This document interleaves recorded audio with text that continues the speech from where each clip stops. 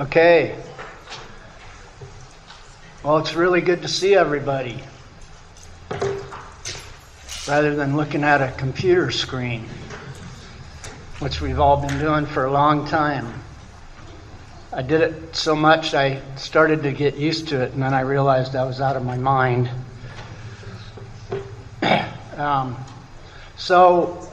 For those of you that are sitting up at the table, there's some of these in back there by the door.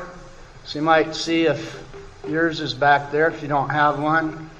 I hope I got the names right. And if you're here sitting in for somebody, just scribble on the back of it.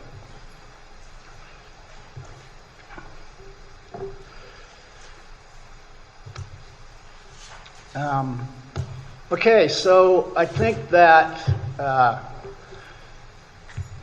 we haven't seen each other for a while, so I think probably the first thing we need to do is tell each other who we are again.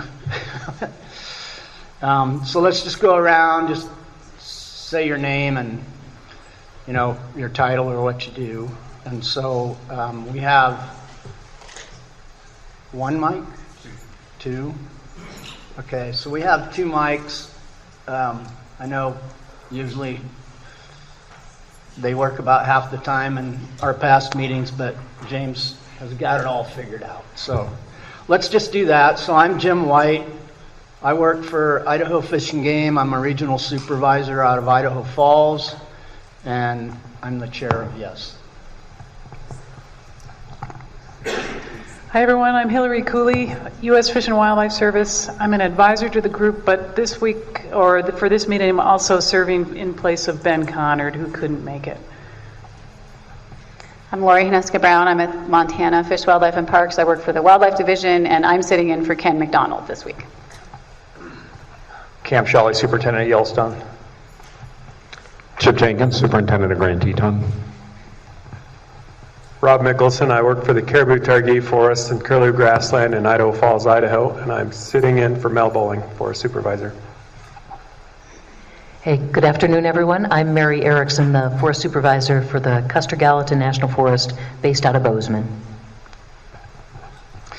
And I'm Rick King. I'm Chief of the Wildlife Division for the Wyoming Game and Fish Department. Frank Vermaelen, Team Leader of the Interagency Grizzly Bear Study Team with the U.S. Geological Survey out of Bozeman. Good afternoon, everyone. I'm Lisa Timchak. I'm the Forest Supervisor on the Beaverhead Deer Lodge based out of Dillon, Montana. Good afternoon. Tricia O'Connor, Forest Supervisor on the Bridger-Teton National Forest here in Jackson. Hi, I'm Jordan Stoddard, Fremont County, Idaho Commissioner. Good afternoon. Caleb Heiner, Associate District Manager for the Wind River Bighorn Basin District, BLM. Hi, Katie Stevens, Western Montana District Manager, BLM. Good afternoon. I'm Wade McMaster, Acting Forest Supervisor for the Shoshone National Forest.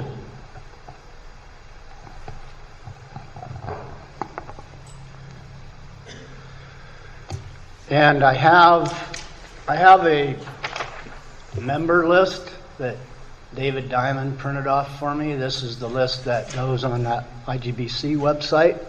So I'm going to just pass that around, and if we are mistaken on anything, just fill it in as best you can. Probably the toughest duty of being chair of YES is keeping up with who actually still is a member and who just moved on and that sort of thing. So we'll do that. Also, I want to thank James Brower here and Madison for helping us get ready. James works out of the Idaho Falls office in Fish and Game with me. He's kind of my right-hand guy, and I'd pretty much be lost without him. But he's done a lot of work to get this ready, and it's a lot of work for several months, so really appreciate it. I'm going to ask James to just kind of give us a few notes on the mics or presentations or any of that, if you got anything. Absolutely. Glad to be here today. We have 2 wireless microphones for use. Just kind of turn them off when they're not being used, and there's just a switch on the outside. All the way forward is on, and all the way back is off. There's also quite a few cords strewn about this room. If you're standing up to present, just sort of be mindful of that. I don't want anybody to trip. Did the best we could to kind of tape them down a little bit. There is a Wi-Fi password that's available. It's the conference Wi-Fi, and the password is center123 with a capital C.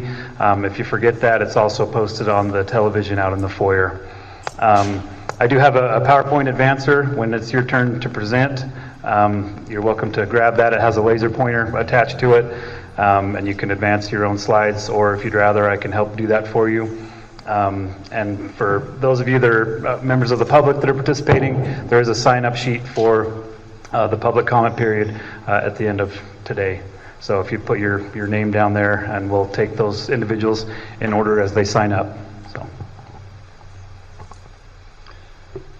James, did you get our Vice Chair, Mary D'Aversa, on the phone to listen in, or what's going on there? I did. So Mary will be joining us via conference phone. That's sitting here by Jim. And Mary is here. Can you hear her? Yep. Excellent. For purposes of introductions, I'm Mary D'Aversa. I'm the Vice Chair. I am currently the District Manager in the Idaho Fall District with Bureau Land Management. Happy to be part of the call due to some personal medical issue inside my family. I was not able to make it. So I am participating remotely and appreciate Jim and James helping accommodate that. So thank you. Thanks a lot, Mary. I'm really good we figured it out in the last hour or so how to get you hooked up. So yeah, we got skills. Yeah, we got it. So I think the first thing is I sent out an agenda to everybody, and we printed them off, put them by your chairs. We also put some agendas up by the door. And I just want to ask, before we get going, does anybody have any adjustments to the agenda, or do you have anything that you think you want to try to slide into it? You don't have to say right now, but if it's today, it would probably be good. If it's something for tomorrow, you can say it now or talk to me about it afterwards or tomorrow morning.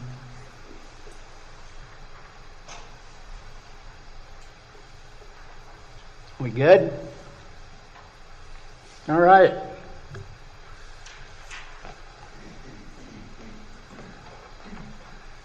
Now comes one of the fun parts.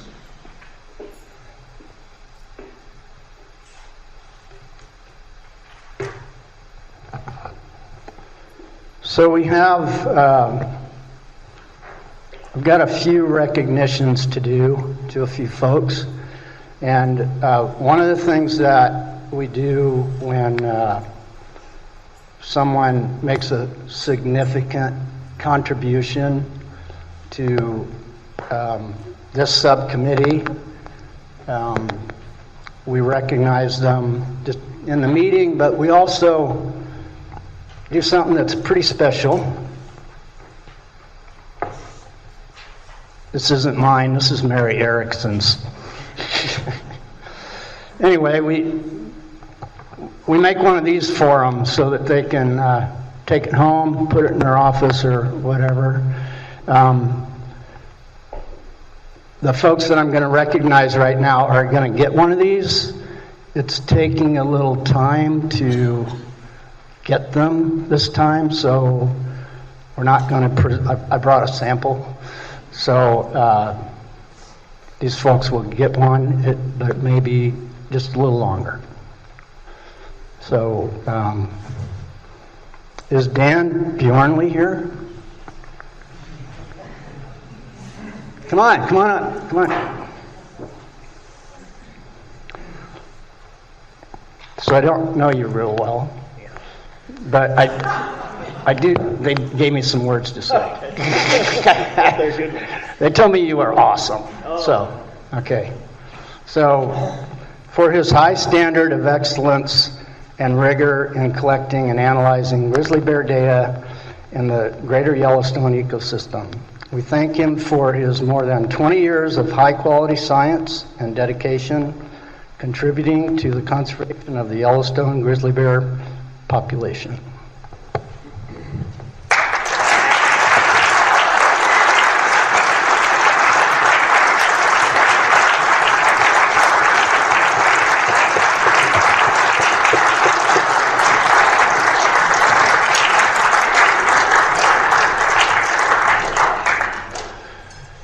I can always give you the mic if you want to make a big speech. So.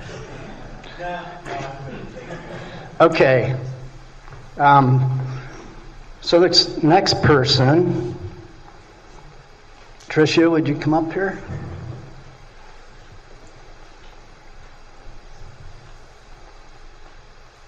So I've got this I'm going to read, but before that I just want to kind of do a little personal thing. Basically, when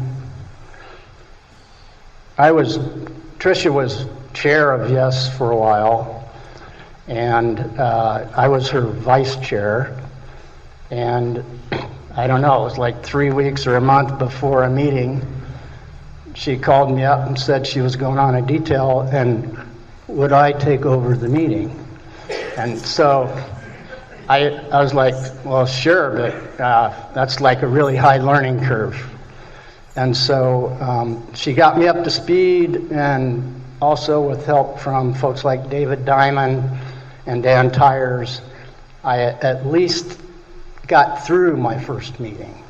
And so, but even since then, the whole way along that I've been in YES, Tricia, she's really helped me a lot. And so just personally, I wanted to say thank you so much for getting me where I am with this subcommittee, and just for making me a better person. So,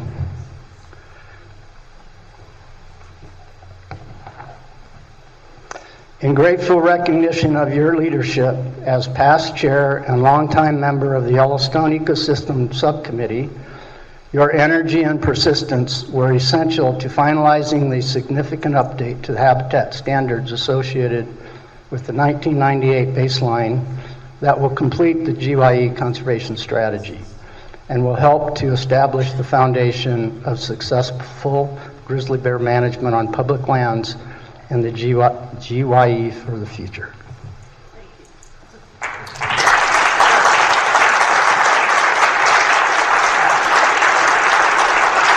Thanks, Jim. And actually, one thing I would say is I think Jim has done a much better job of getting our next chair in line. So I think you learned a lot from what not to do from me. But the only thing I want to say is, I've gotten to do a lot of things in my career in the Forest Service, and being able to be part of this group and the amazing, dedicated, this room is filled with people who are dedicated to the conservation and recovery of grizzly bears, and that's a pretty awesome thing. So this really has been a highlight of my career. So it's kind of, the things, I don't know if everybody knows this yet, but I am retiring in the near future, and so this is one of the things I'm going to miss. So, thank you.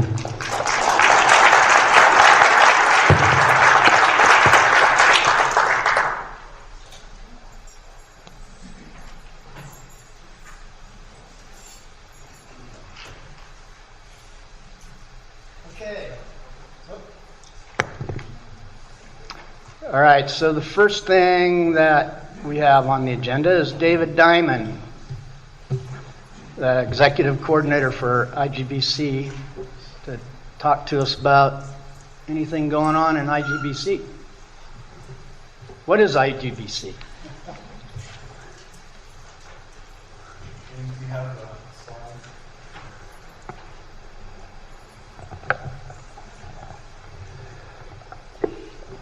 Hello, everybody. Again, my name is David Diamond. I'm the executive coordinator of the Interagency Grizzly Bear Committee, and I started last June, and this is the first in-person meeting that this group, which is made up of meetings, has had. So it really is terrific to see everybody and connect. Let's see. So on the next slide there, James. The Interagency Grizzly Bear Committee, the mission is the recovery and delisting and ongoing conservation of grizzly bear populations. And this Yellowstone Ecosystem Subcommittee is obviously a core component to that. So if you go to the next slide. So again, I mentioned meetings. So here you are now for the spring meeting of YES. YES will be back in person, I believe, in November. And I think that the normal rotation is Jackson, Bozeman, Cody. And so the fall meeting would be in Bozeman. Over the next few months, the other subcommittees are also having meetings, and there's an interesting variation, in person. Some are in person, some are virtual. There's one that's going to be hybrid. And I do think things have changed and maybe will change going forward. And so it's something that maybe the committee might consider. For the meeting today, huge thanks to Jim White and James Brower and the Idaho Fish and Game crew for putting this meeting together.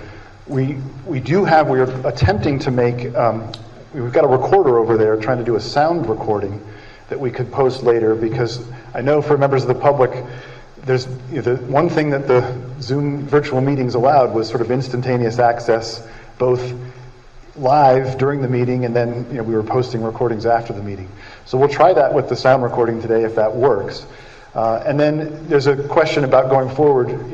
Some venues are easier to adapt to the hybrid setting than others, and just this question of how to maintain the public engagement and involvement in how we set up these meetings is one that you might consider for future meetings.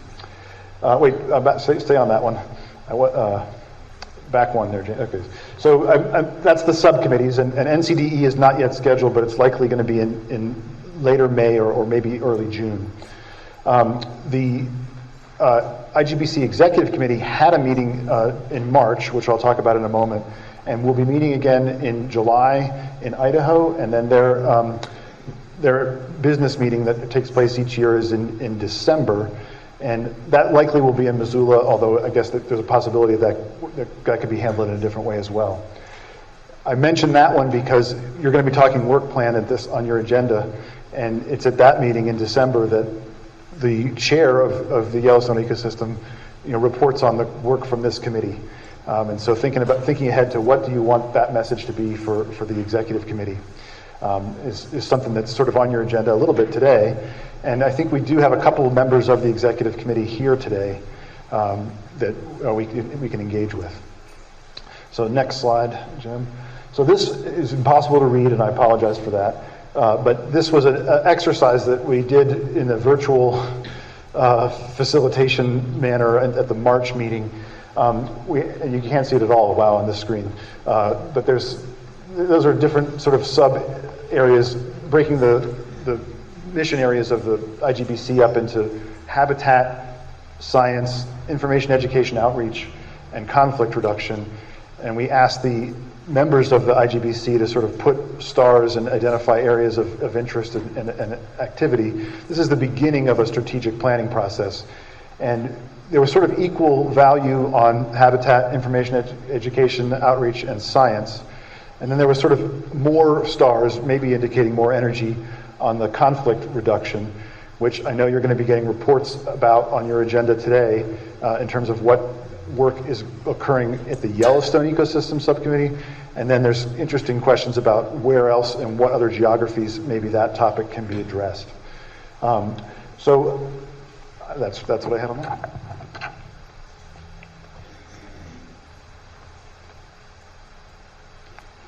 So the IGBC, in terms of things that are already underway in that executive subcommittee, there's a budget committee made up of executives.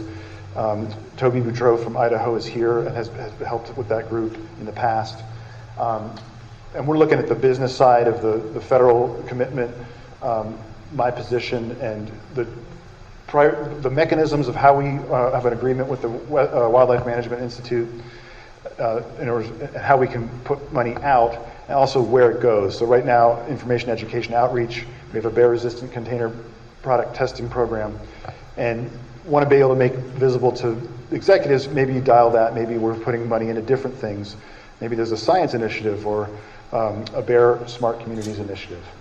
So I mentioned the bear-resistant testing program. The season begins this week. There's some changes to the protocol that are going to be interesting to see how those go. But we're trying to be responsive to field failures and maintain the consistency of that program. And then I mentioned conflict reduction. This was a directive from the chair several years back now that has worked its way through subcommittees and still is on your agenda today. And the question still is, where does that, what work is this group taking on, and how does it connect with other ecosystem work and with the larger group? And then the Information Education Outreach Subcommittee, of which there's a Yellowstone Ecosystem. You'll be hearing an update from Danielle tomorrow. That group, again, has been thinking about things at a larger scale, and they had an initial summit. What year was that, Danielle? 2020. And so the planning, the initial thoughts are to do that again next year, and again, look for ways to harmonize or coordinate messages and look for best practices, maybe look at social science in terms of how to get these bear safety messages out. And then finally, and I think we'll also be hearing in your agenda, the executive committee has commissioned a Bear Smart Community Working Group. There are a number of Yellowstone ecosystem folks that are involved in that, and that includes Danielle, but also Jeremy Nicholson from Idaho, Kyle Garrett and Dan Thompson from Wyoming, and Jennifer Carpenter from Yellowstone. So a lot of Yellowstone Ecosystem Subcommittee involvement in that group, and that group's been working on a document and a sort of thinking through the process for working with communities to help them become bear smart. And that's I think you're going to hear some more this afternoon and tomorrow about distinctions related to that. So that's sort of what's happening at IGBC, and I'm happy to take any questions or. David, I got a question about the conflict reduction topic. So IGBC heard back they asked all the subcommittees to think about that topic and what maybe they thought they should be working on. And so the subcommittees reported back, I don't remember, a year ago maybe. So how does that relate to IGBC, where is now IGBC looking at all of that and going to say, okay, we think these two things are important, or how's that all going to work? So the short answer is I'm not sure, but let me give you some context. Why don't you go forward one slide, James? So in December, Jim White gave the report for the Yellowstone Ecosystem Subcommittee to the IGBC, and highlighted a number of items that are on the agenda today that are reaching a point of accomplishment. And the ongoing question, I know there's discussions about livestock working group, backcountry, hunting, various things that are within your ability to make progress on, to do positive things like you're going to hear about at this meeting: food storage orders, consistent signage, infrastructure, all of those things. So the one discussion at this meeting in March at the IGBC was about which sources of conflict. So community conflict got a lot of those stars, and we've got this Bear Smart concept that would hopefully help support communities. Working lands, livestock, agriculture issues got a number of stars, and again, the thought with that one, there was a discussion about USDA Wildlife Services and the capacity that they bring. It's different in different parts of the range, and I think there's been some conversations about. There was discussion about bringing them on in some capacity at the executive level, and I'm not sure, and maybe it's a topic you can cover today, what possible connection points, or if there's an initiative related to private land, landowner, wildlife, livestock issues, if that is something that you might want to take on. So it's sort of an open question, Jim, but it's something that we keep working towards of what is the problem that we're trying to solve, and then who do we need to work with to make progress on that problem. And yeah, so again, I show this slide because again, in December, Yellowstone will be back in front of the executive saying, and here's what we've done this year. A good beginning of the meeting, and then we can, on tomorrow afternoon, or tomorrow morning, come back to where things stand.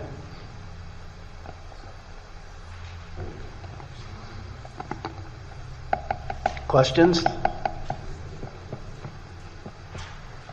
Can't be that easy on him. I guess, David, the challenge with asking questions. Maybe this is just a refresher for me, but I was thinking about the process where ecosystems report to IGBC, and I know with this new strategic plan, maybe there will actually be a little bit more discussion of the subcommittee reports and how they interrelate.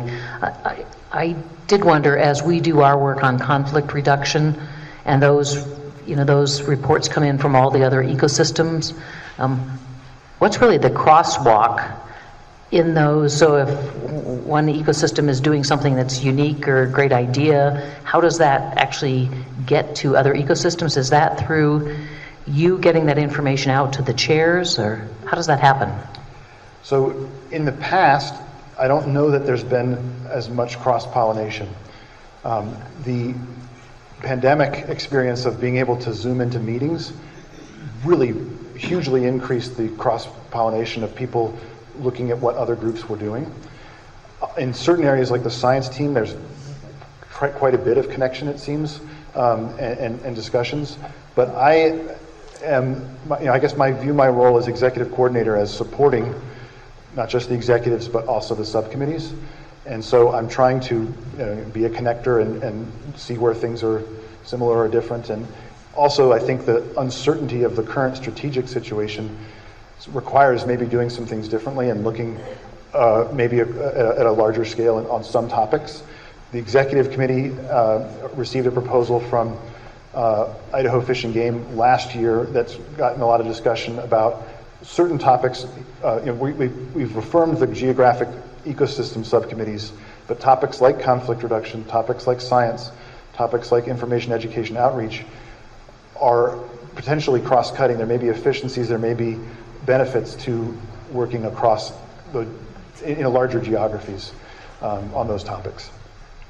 And so that's the question. That strategic conversation is going to continue for the executives in July.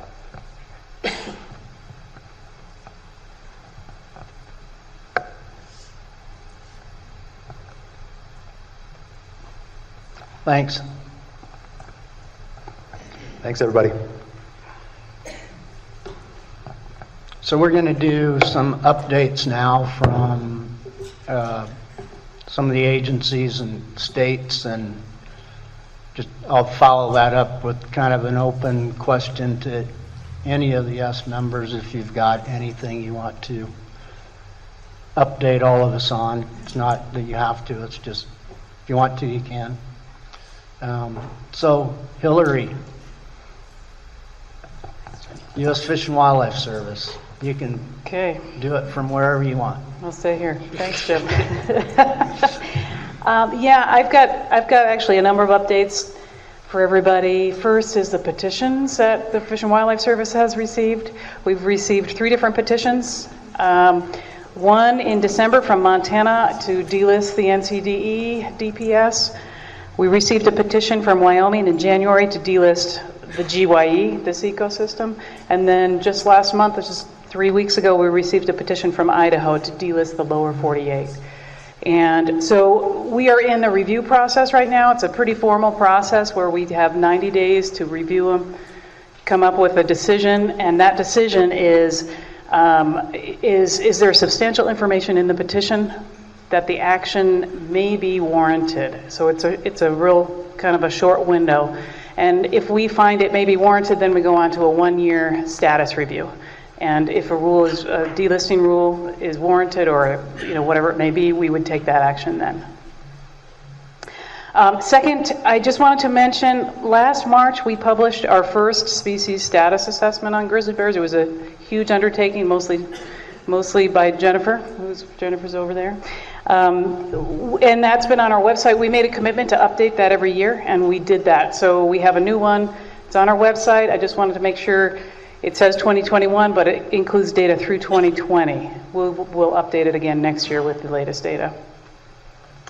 A hiring update. Our agency is hiring 5 new staff in the grizzly bear program, and these are all conflict-related staff. So one kind of conflict manager, takes some work off my plate, and then we're hiring 4 specialists to be based around different areas. 2 in Montana, 1 here in Jackson, and 1 kind of rover to be mobile, go where the help is needed. And so this is a brand new thing for us. We hope, I think it might be clumsy at first, but we're committed to going around and working with the states, the people on the ground, to make sure we're not complicating things, but we're providing a benefit. There's a lot of work that needs to be done, and we hope we can be helpful. But we hope to have people on the ground by June. It's been a real slow. I was hoping to have them out on the ground before now, but it hasn't happened yet. They're coming. Finally, 399. No, nobody has spotted her yet, but we really wanted to let people know that the Fish and Wildlife Service has been working closely with Grand Teton National Park, Forest, and Wyoming Game and Fish, and all of the agencies have been, for the last few months, spending a lot of time in discussions planning for this upcoming season for 399, but for conflicts in general. And we are, actually there's a press release, a joint press release, should be out sometime today. I haven't seen it yet, but it'll be out. Our message is that we need the public's help. What happened last year, 399, I'm sure everybody knows that she spent a lot of time on private land, got multiple food rewards, all of her offspring did too. That is problematic for her offspring. Usually those things repeat themselves, and a bear becomes food conditioned, a potential human safety issue. And so we are really wanting the public to help us out and do their part and secure attractants. And so that's the message we're putting out to people. And the agencies are committed to work together to try and manage the situation. But we want people to know that, the future's not so bright for these guys. They've been in a lot of trouble. And so we really want to prevent anything further. But yeah, it's just a tough situation. And so, yeah, we're just asking the agencies to do their part, check out that press release, and we're going to be trying to put the message out consistently and more often to the public to remind everybody it's an urgent situation, not just for these guys, but any grizzly bears. We need help from everybody to prevent conflicts. So that's it. Thanks, Jim.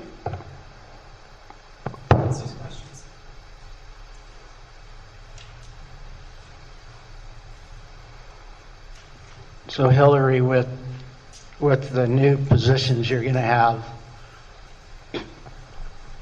so how will that work for the states on the ground? For so in eastern Idaho we have a grizzly bear conflict and we need to make a decision. Would that change our contact? It will eventually, but until I say I'm still the contact. I have a conflict sometimes too.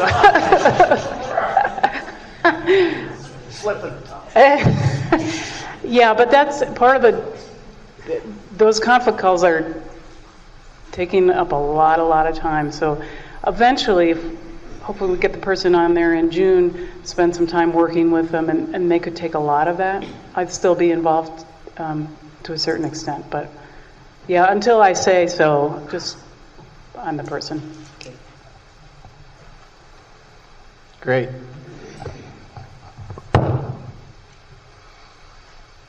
Any questions for Hillary?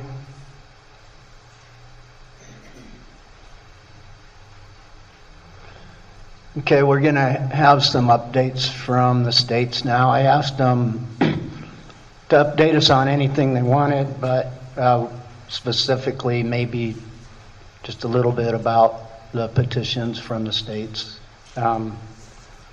So, Wyoming.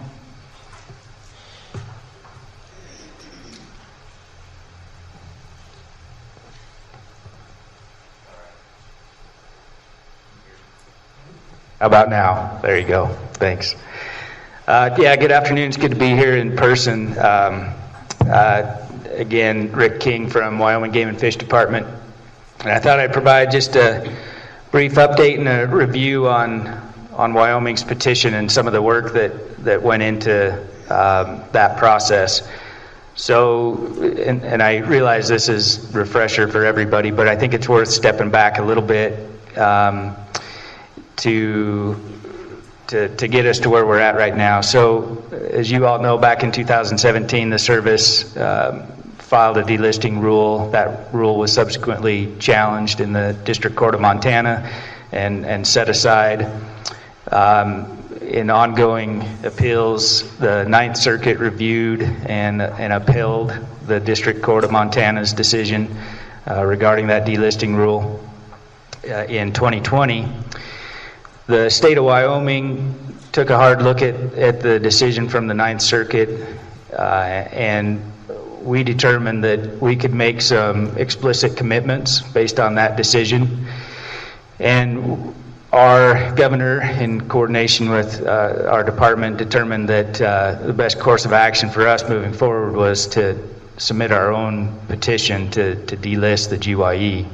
So back in September of 2021, Governor Gordon announced to the world that we would be submitting our petition to delist the GYE DPS, and that triggered us to go to work with the three states, Idaho, Montana, and Wyoming, to update the 2016 Tri-State MOA. And we embarked on that work. We completed that in December of last year, so December of 2021, the three states signed off on the Tri-State MOA, and we made those explicit commitments that the court pointed out that the states should make, which was a commitment to recalibration and a commitment to translocation for genetic health. So subsequent to the updating that MOA in December, then in January, on January 11th, Governor Gordon submitted Wyoming's petition to the service. So we're just we're patiently waiting. We fully expect a favorable finding from the service on Wyoming's petition. We think that we've made substantial commitments and have made those very explicit, and we think that it's should be very straightforward to make that determination, and we know that the service has a huge workload in addressing listing petitions. It's a little different on the delisting side. I don't think you get as many of those as the listing petitions for sure, but we think that the petition that we submitted is very straightforward and addresses the concerns of the court explicitly, and is a substantial commitment from the states to address those concerns.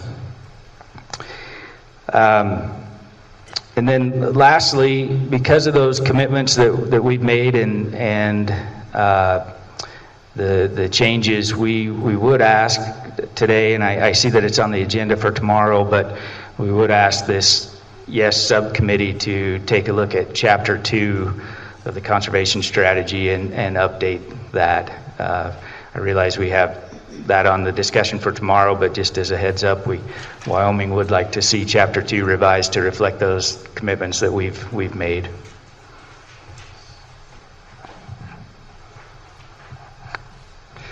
And that's it for updates. I know Dan Thompson's going to talk tomorrow, and he can provide a few more detailed updates in terms of some of our personnel in our large carnivore section. But If there's no further questions, that's it for now for Wyoming.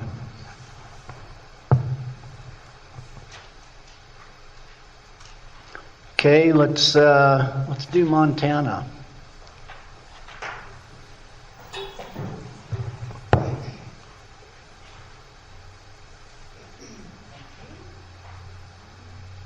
Thank you. Yes? Okay.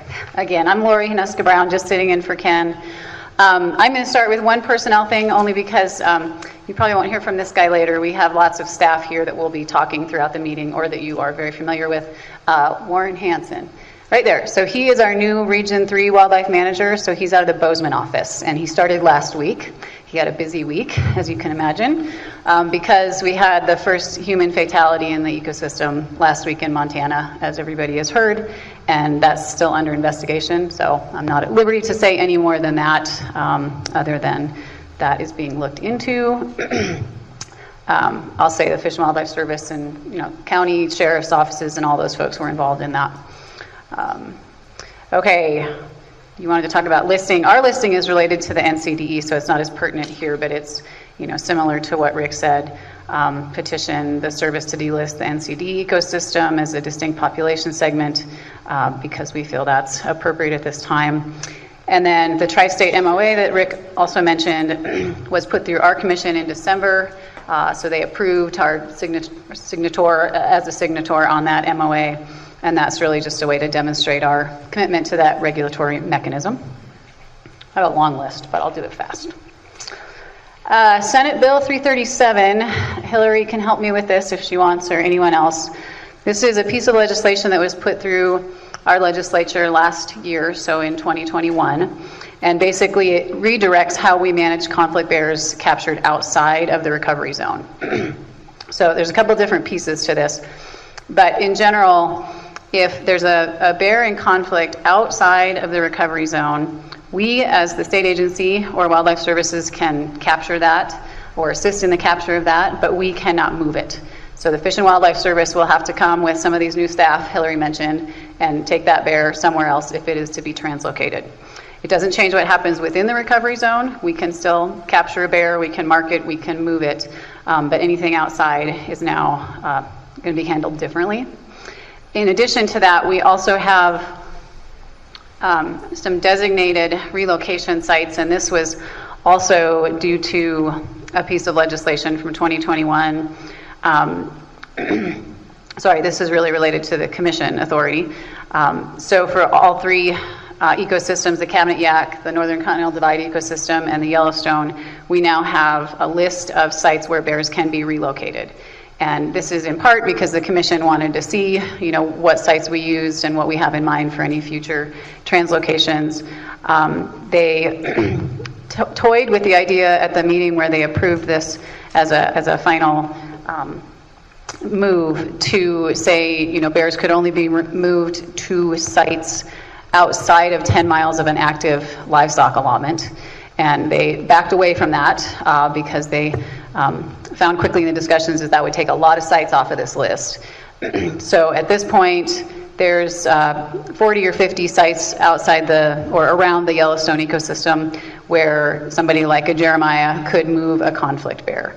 Where Fish and Wildlife Service moves a conflict bear that's captured outside of the recovery zone is separate from this map that folks can look at if they have an interest. But the bear specialists and the Forest Service folks and whatnot worked on this list together.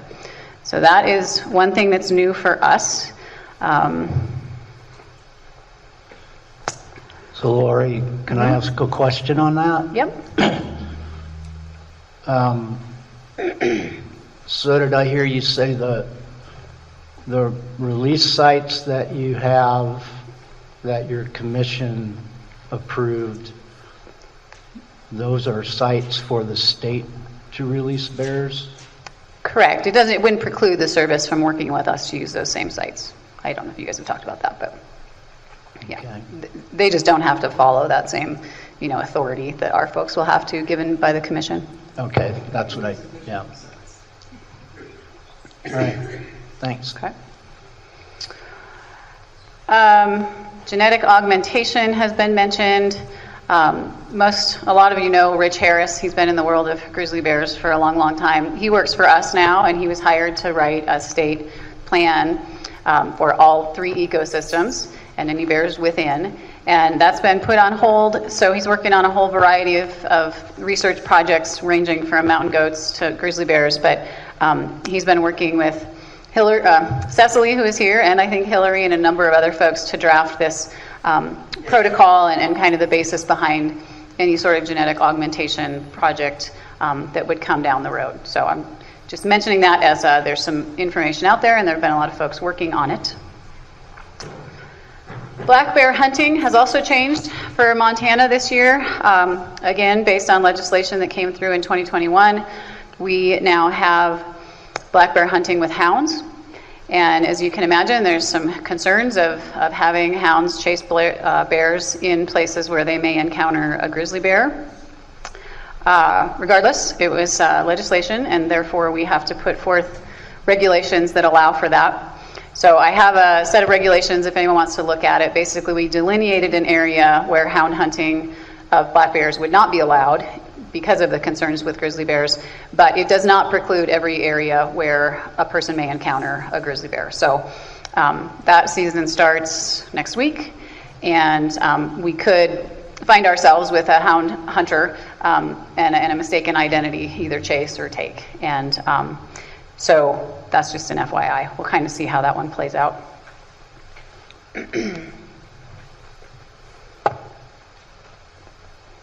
I think that's it. Are there any questions?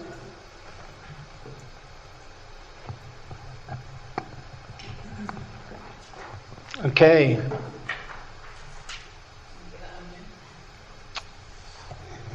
Now we'll do Idaho. So I have a special guest star. I'm on the agenda. I'm on the agenda for the Idaho one, but Toby Boudreau, who is the wildlife chief was the wildlife chief for Idaho, right? And anyway, works in the Wildlife Bureau and is, I would say, probably our most knowledgeable person in the department on grizzly bears. And he was involved more at that level with this petition for Idaho. And so I asked him to, since he's here, to help out with that.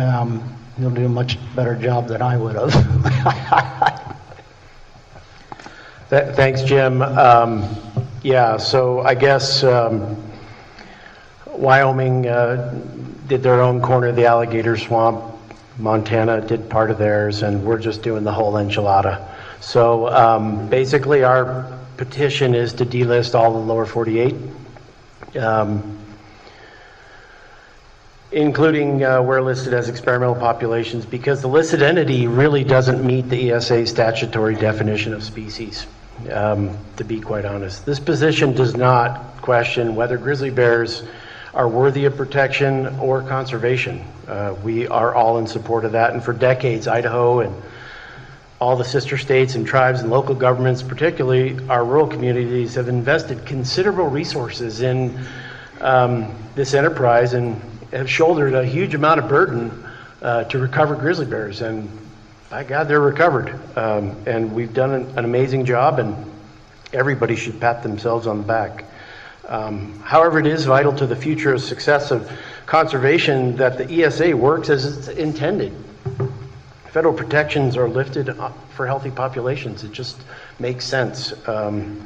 Delisting healthy populations demonstrates that sustained investments of conservation are worth even doing. And it allows federal resources to focus on species that actually are endangered.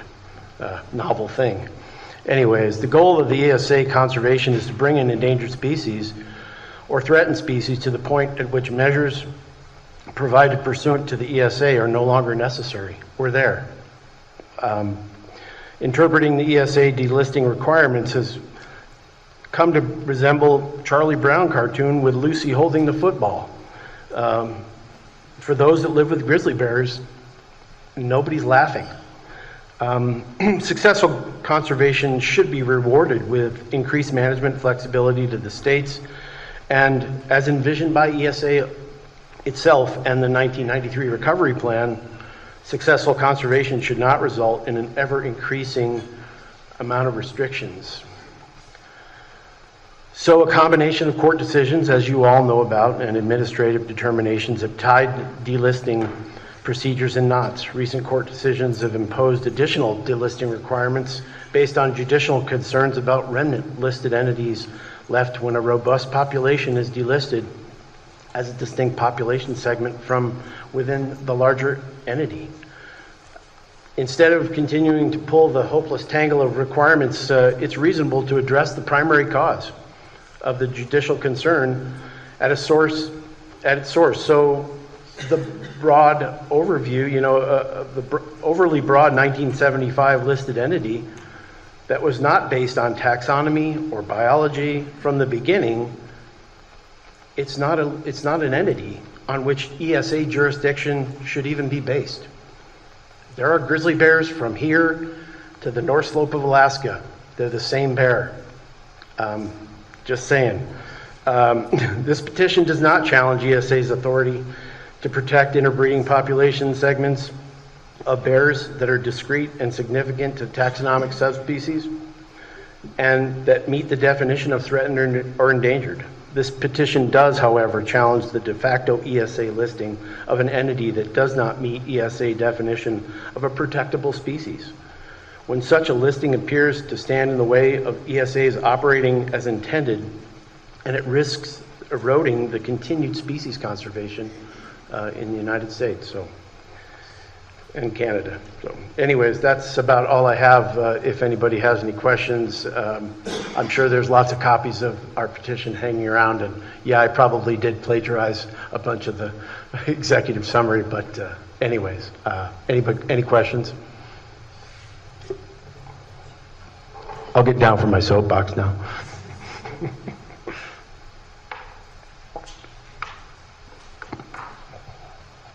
Thanks, Toby.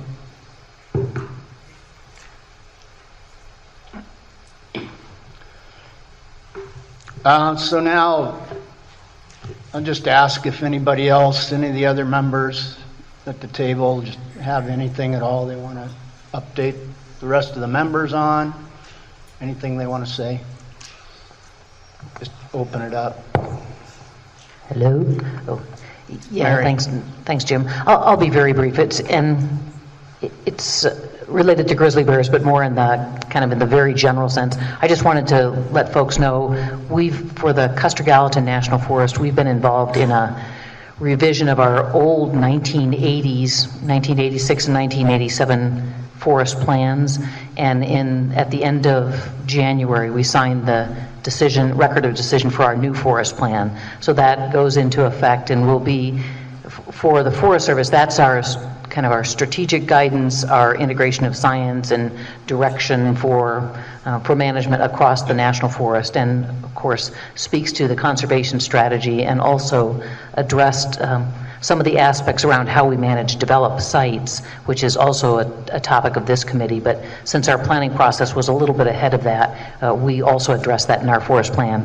And I don't have copies for everyone, but if anyone has any interest, we have kind of a glossy document that summarizes what a forest plan is and the nature of the decisions, and certainly available if anyone's interested.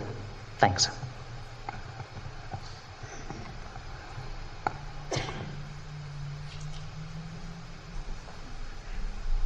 Chip.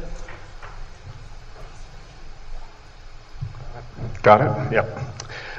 Building on something that Hillary just brought up, that the expansion of grizzly bears through Teton County, and just thank you to Wyoming Game and Fish and the Bridger Teton, and to the Fish and Wildlife Service and Teton County and the town of Jackson for all of as well as numerous non-government organizations that are working together on conflict management, and particularly looking at exploring, implementing or turning up the volume on the Bear Wise program countywide. I think it's Grand Teton National Park, compared to the Bridger Teton or Yellowstone, we occupy a smaller footprint on the landscape, and we recognize that many of the wildlife that people come from all over the country to be able to come and see at Grand Teton are dependent upon the ability to be able to move around on the landscape and on other jurisdictions. And as we all experienced last year with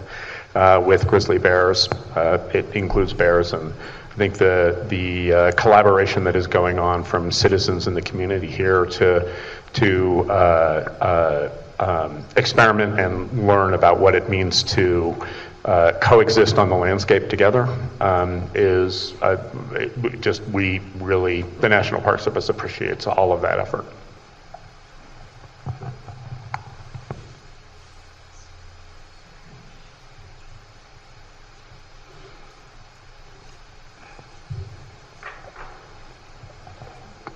Tricia.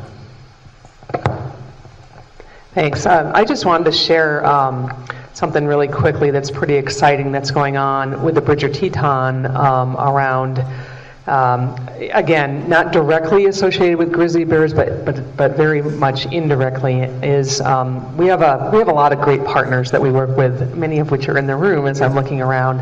But we have a group, Friends of the Bridger Teton, that has recently, probably in the past 2 years, has developed a model of deploying ambassadors, volunteer ambassadors across the forest that have been focused on a couple of places, Togety Pass being one with the bear conflicts up there, but also in our dispersed campsites, and really with several focus areas, but one is directly around food storage and trying to reduce grizzly bear conflicts. And the exciting news is that they have secured a substantial amount of funding from our local Jackson Hole Travel and Tourism Board for direct work this year on the forest to the tune of $1 million to help with this. And so I just wanted to sort of point out, I think it's a really great model where we are starting to see.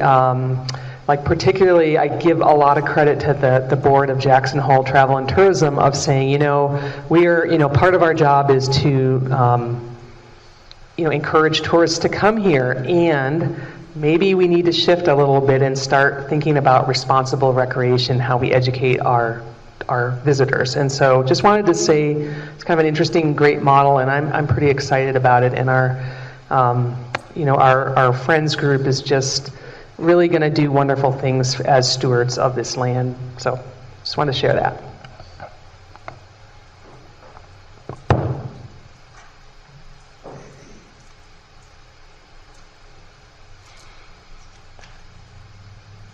Anybody else?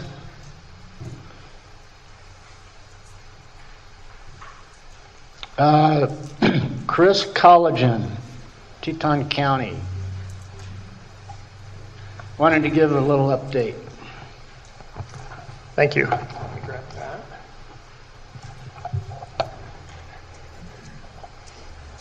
Well, I don't know if I could have had a better preview than what Tricia and Chip both provided there. That was excellent. Let's see. Up on screen there? Okay. Well, I'm Chris Colligan. I'm currently and recently with the Teton County Public Works. I'm project manager here, and so this is a new position that I started here at the beginning of January, and I'm really excited to be here with all of you in person and be back with this group of folks, all the friendly faces around the room, and still getting to work on grizzly bears a little bit. So before I jump into this, I wanted to take the opportunity to thank Tricia and Dan Bjornley both for your leadership over the years and your guidance. You've both been really helpful to me in my career, so I appreciate that. And before I get started here, I want to tell a cautionary note. So we've been through a process of updating our land development regulations here for the last 3 months, and that next week we'll be in front of our county commission on the 12th. And so I'm giving a preview. I'm going to provide as much detail as I can, but this is very much still in play up to the county electeds to make a decision next week and make any modifications that they will. And then a lot of this work has been thankful to Ryan Hostetter, who is our long-range planner here at the county. And so I work over in Public Works. I'm working on septic systems and wildlife crossings and bear infrastructure, but the actual act of planning and figuring out regulations is something that we have a planning office for, and Ryan has been instrumental to that. But welcome to Jackson, welcome to Teton County, and I think you probably picked the best week to be here. This is about the quietest week that we have. And as Chip and Hillary were speaking there, it made me think about some of my own relationships here with 399 in this community that we've seen, and how that bear and her movements have really been predictive of where we're going to see more conflicts in the future and see more bears and more movements. And so I remember going out on Antelope Flats in 2006 and seeing 399 out there on the flats, and it was a really big deal. Like, that was the first time the whole community went out to see it. Bears, that south end of Grand Teton National Park was significant. And today that's pretty much a commonplace. I also am a hunter and hunt on the National Elk Refuge occasionally, and one year, probably about 2010, she showed up there with cubs on the National Elk Refuge. And that has become more and more of a commonplace with bears on the National Elk Refuge. And then last year, as Hillary mentioned, she was about 2 blocks from here. And so thinking about the future and these regulations and how important they are, not only for 399, but for the bears that will likely follow in these same corridors and these same movement areas, more than likely.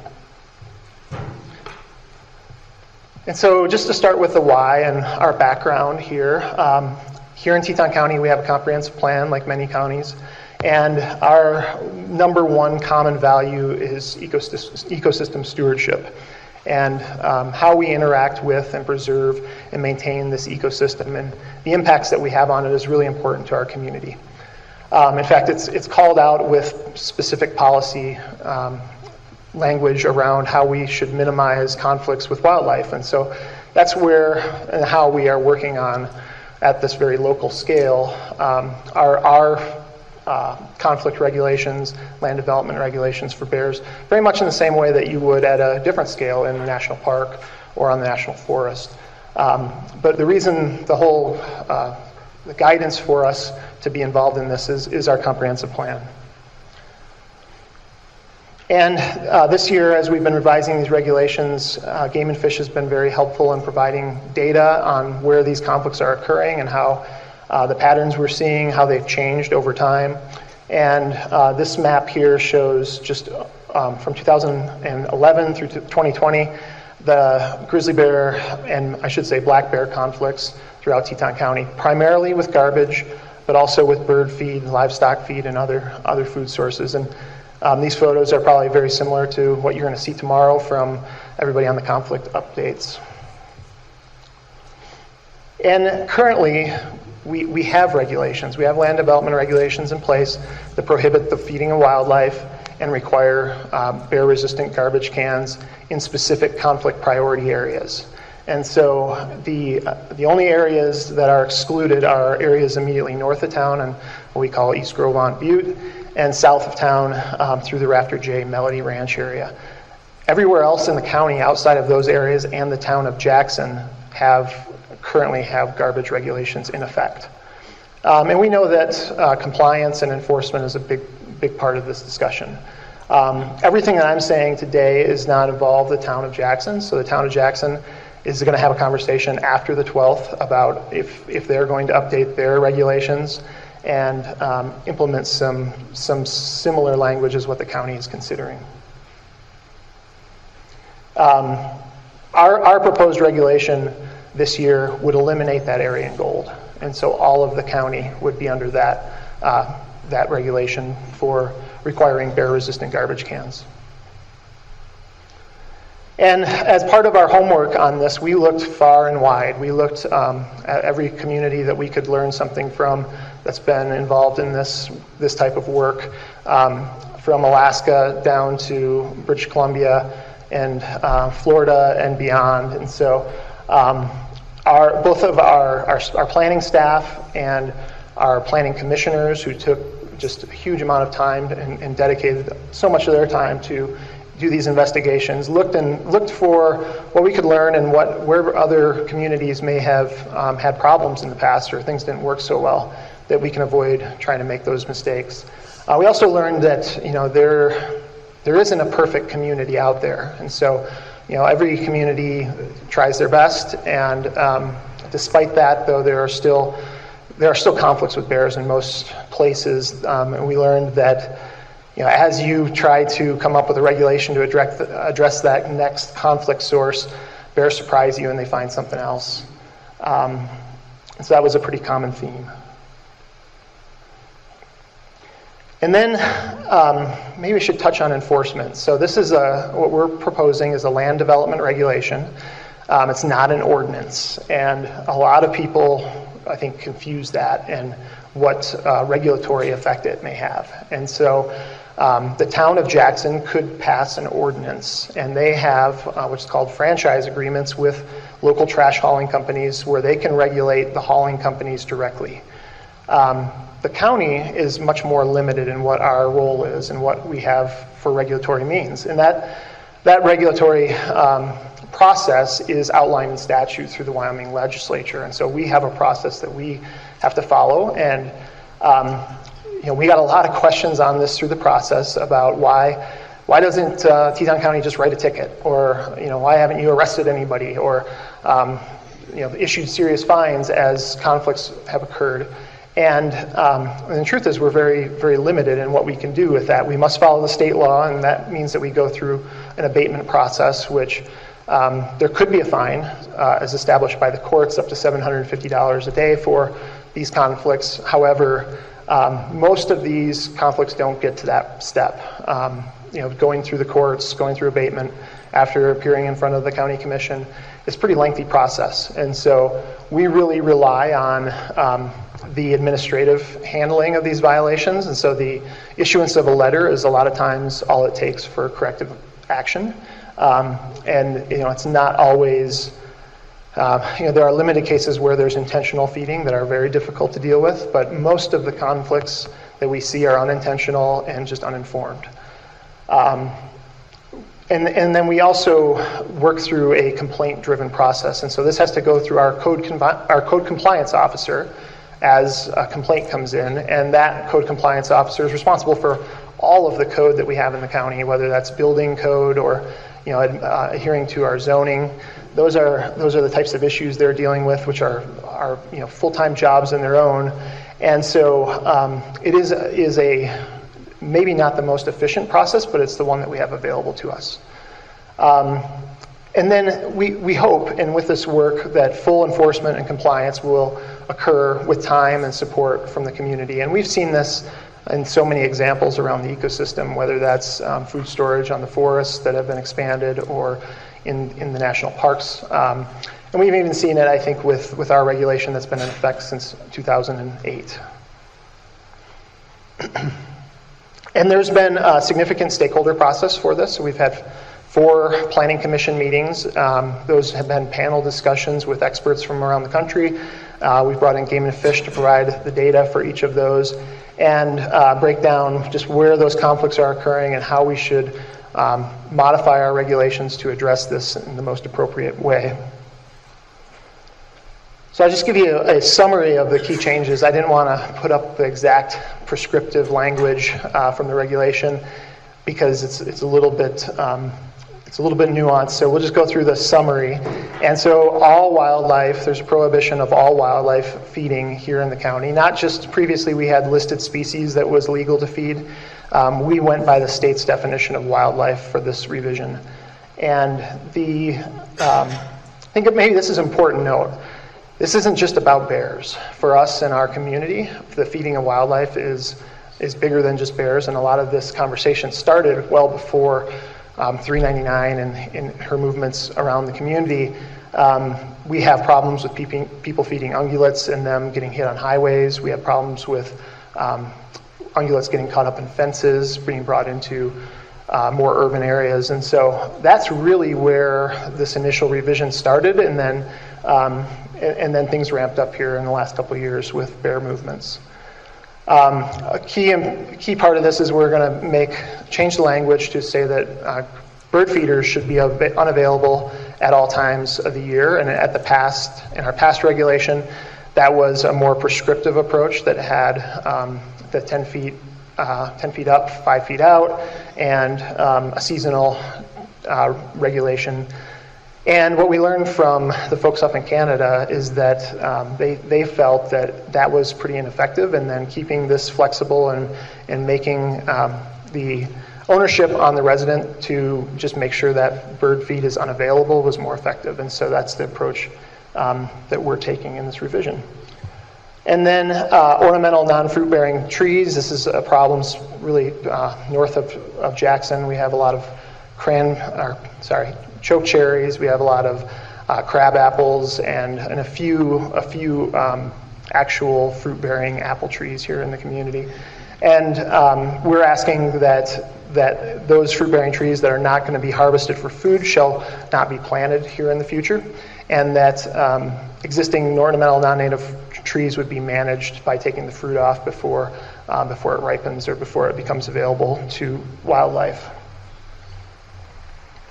The big part, the bear part here, is that all trash should be stored in an IGBC certified container, and so thanks to IGBC for maintaining that program. That's a bear-resistant container or dumpster countywide, so we are proposing to eliminate those conflict priority areas. And then we have additional language about bear-resistant enclosures like grease traps, chicken coops, livestock feed, apiaries, all of these things that could become attractants, and we've seen have become attractants in recent years. We called out additional language that they have to be kept in bear-resistant enclosures. I think one important note is that that agriculture is exempt from this regulation in our county, and so this would only apply to non-resident or non-agricultural lands. And then we have some design requirements for bear-resistant enclosures, including electric fencing standards, and we have an effective date for all of these above regulations that is proposed for July 1st, 2022, and that was our Planning Commission's recommendation. And then maybe get into some specifics that we've identified, and this is some of the challenges that we've identified that we're trying to improve on. We know that there's going to be significant cost to this, to our community and to our agencies. Individually, we will be responsible for all of our publicly owned facilities that are on, throughout the community that would fall under this regulation. And so that's boat launches, that's the school districts, that includes our pathway system. It would also include all of our county-owned facilities and housing, and so that's pretty significant. And so we're exploring, what can we do to help offset some of these costs, and is there opportunities, particularly for the haulers, because to update their infrastructure, we have about 4 individual independent hauling companies here in the community. There's varying degrees of opportunity for them to update and meet this compliance date by July 1st. And then something we heard loud and clear from folks in Durango was that the self-locking IGBC certified bear-resistant containers were much more effective. They take out a lot of the human error, and so we've included that in our regulation proposal. And then just ongoing, there is a need for increased information, education, and outreach and coordination, and the county is working closely with the Bearwise partners here in Teton County. Bearwise Jackson Hole, the nonprofit Jackson Hole Wildlife Foundation kind of leads that group with all of the agencies, the Bridge of Teton, the National Park Service, and who am I forgetting? And Game and Fish, of course. Game and Fish is key to it.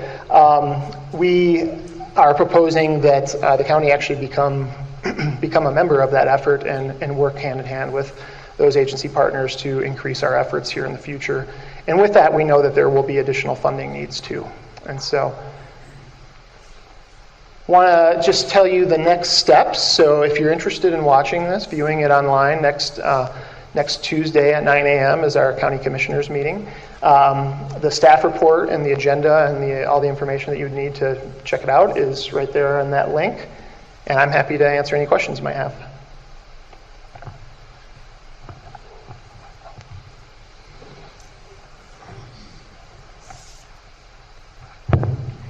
Very nicely presented, Chris. Thank you. With regard to your bird feeders, is it complete elimination of bird feeders? No, so what is proposed is just to not make them available. And so, it could be a very temporal movement of your feeders. It could be placing them at the correct height so they're not unavailable.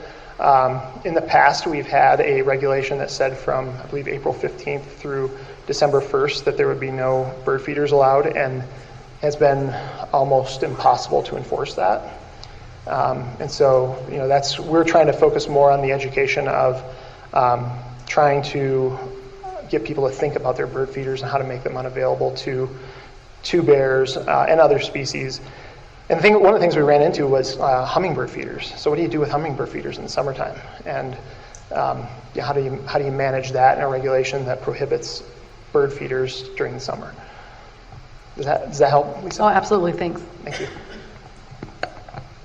I got a question for you, Chris, too. So I'm curious your thoughts on this kind of topic that you presented. A great job, by the way. What could YES do? What could this committee do? Or even thinking broader about IGBC, what could we do to continue to support counties in these efforts? Well, certainly funding is a need for finding that dollar to hire effective staff to work with the Bear-Wise Jackson Hole effort is kind of the hardest dollar to find. And so I think, to the extent that I can make a funding pitch, I think that's fantastic. That we can learn from other communities, and we've been kind of really closely watching the Bear Smart discussions that IGBC's had, and I know Dan Thompson's going to speak tomorrow about Bear-Wise Jackson Hole and just how similar it is to the Bear Smart effort, but I think there's opportunities to leverage those two here in this community, because we already have a lot of the things that Bear Smart describes as a checklist are already occurring.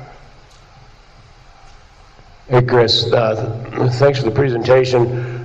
Real quick, I know your public meeting is happening on April 12th, the County Commissioners.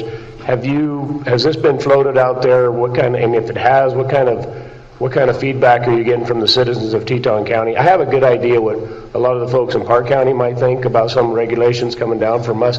I'm not sure I'd want to be a county commissioner when those were brought forward, but I'm just curious of what kind of reception you're getting from the folks around Teton County.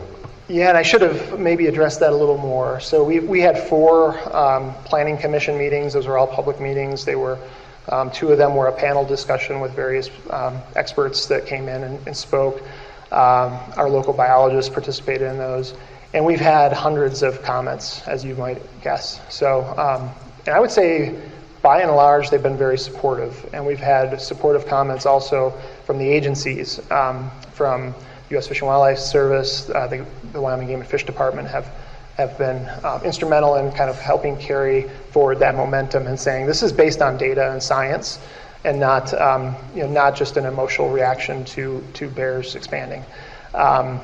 So I think we'll see what happens on the 12th. It's up to the county electeds to make that final decision, but this has been very thoroughly vetted through our planning commission since the beginning of December.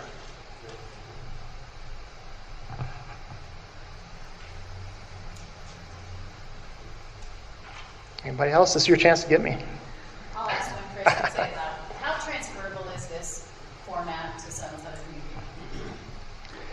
In Wyoming, I think there's probably a lot of similarities. So because of the land development regulation and our county code, how we're applying that, that could translate to other communities in Wyoming. But as you look across all of those different communities, you find that they all have different waste hauling, right? So some counties have, they employ their own waste hauler for the whole county.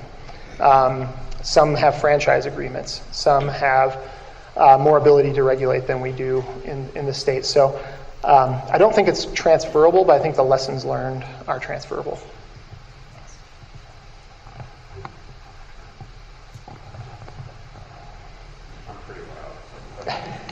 Yeah.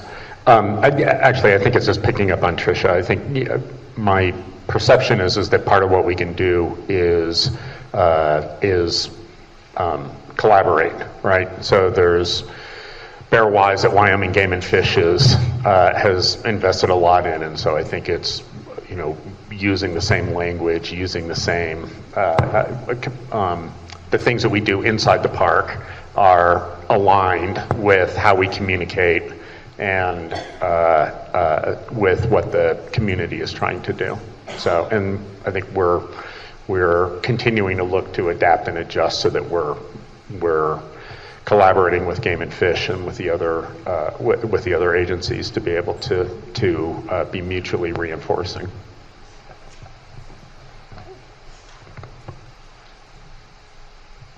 Thank you. Thanks, Chris.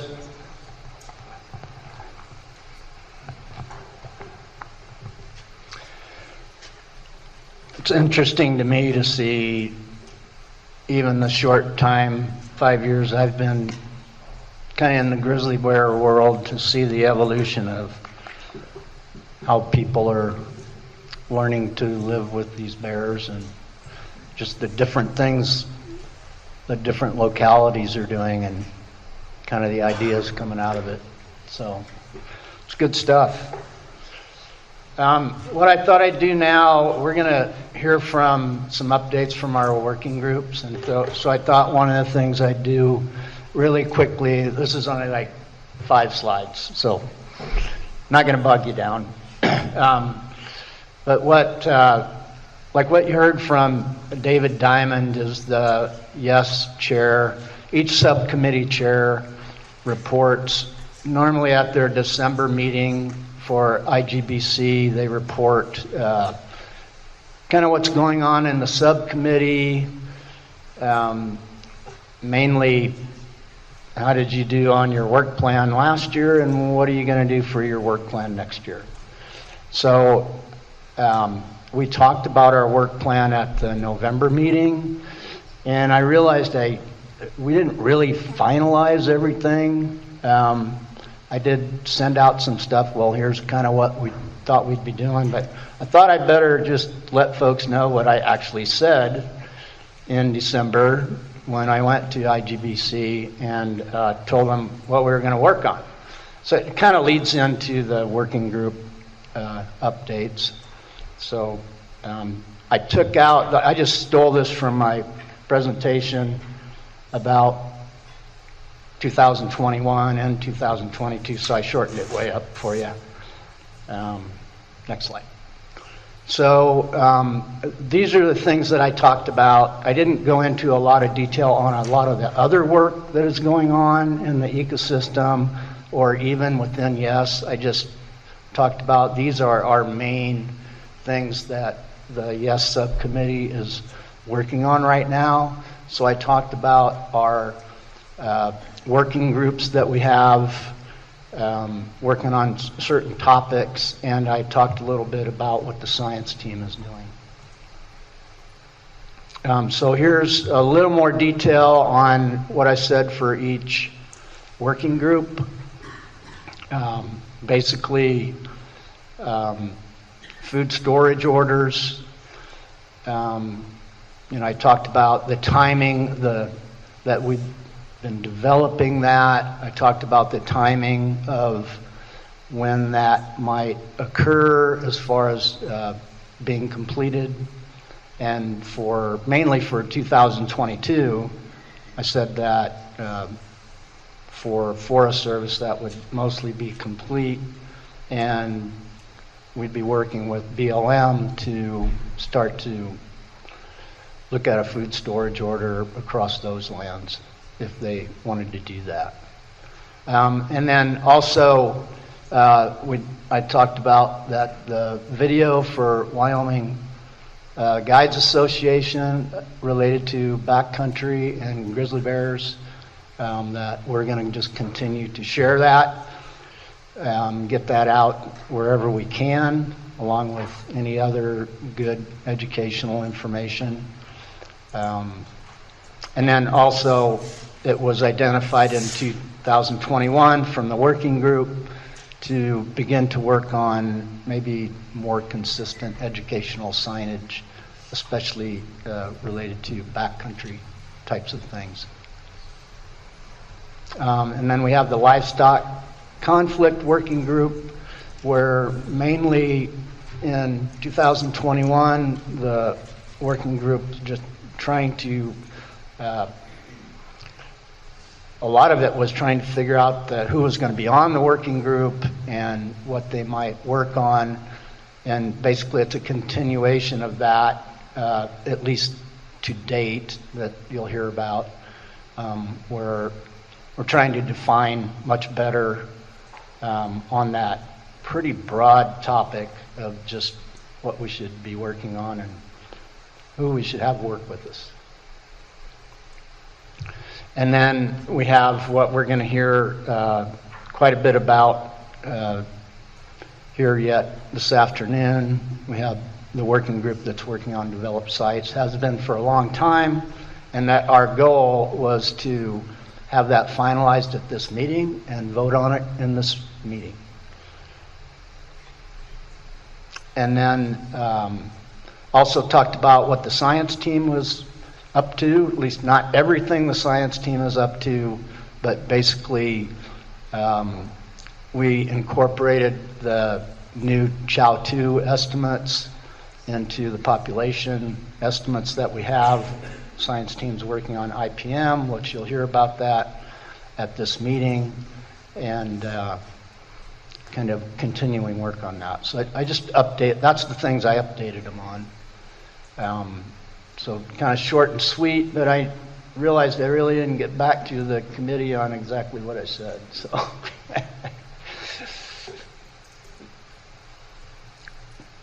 any questions on that? And so basically in December again, and we're going to talk about our work plan items a little bit more tomorrow. But in December again, we need to report back to IGBC on how we did this year and what we're going to do next year.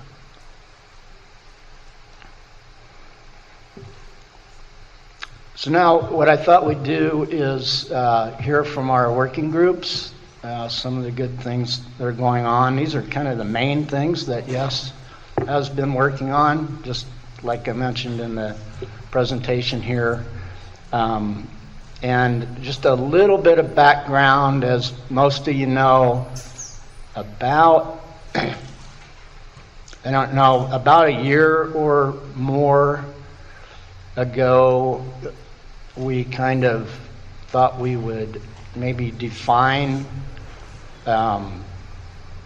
what we were doing a little better, maybe define some working groups, assign some working groups to work on things, get some leads to do that, kind of maybe check in with those working groups a little more than we had in the past. And so one of the things I've been doing is once or twice between meetings, I ask the leads of these working groups to just get on the phone for half an hour, update myself and the vice chair on what they've been working on, how's it going, just mainly to say, hey, are we still working on this stuff? Kind of keep it in folks' mind and keep things rolling a little bit. And I think it's worked really good.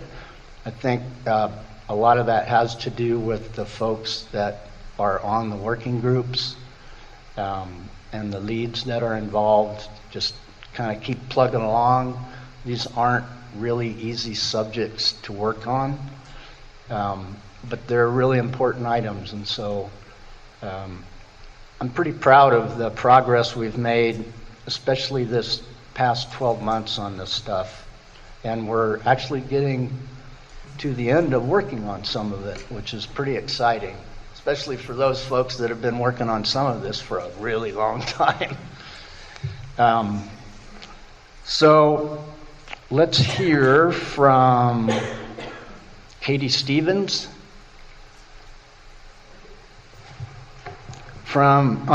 Katie has taken over the lead for the Backcountry and Hunting Working Group from Lisa.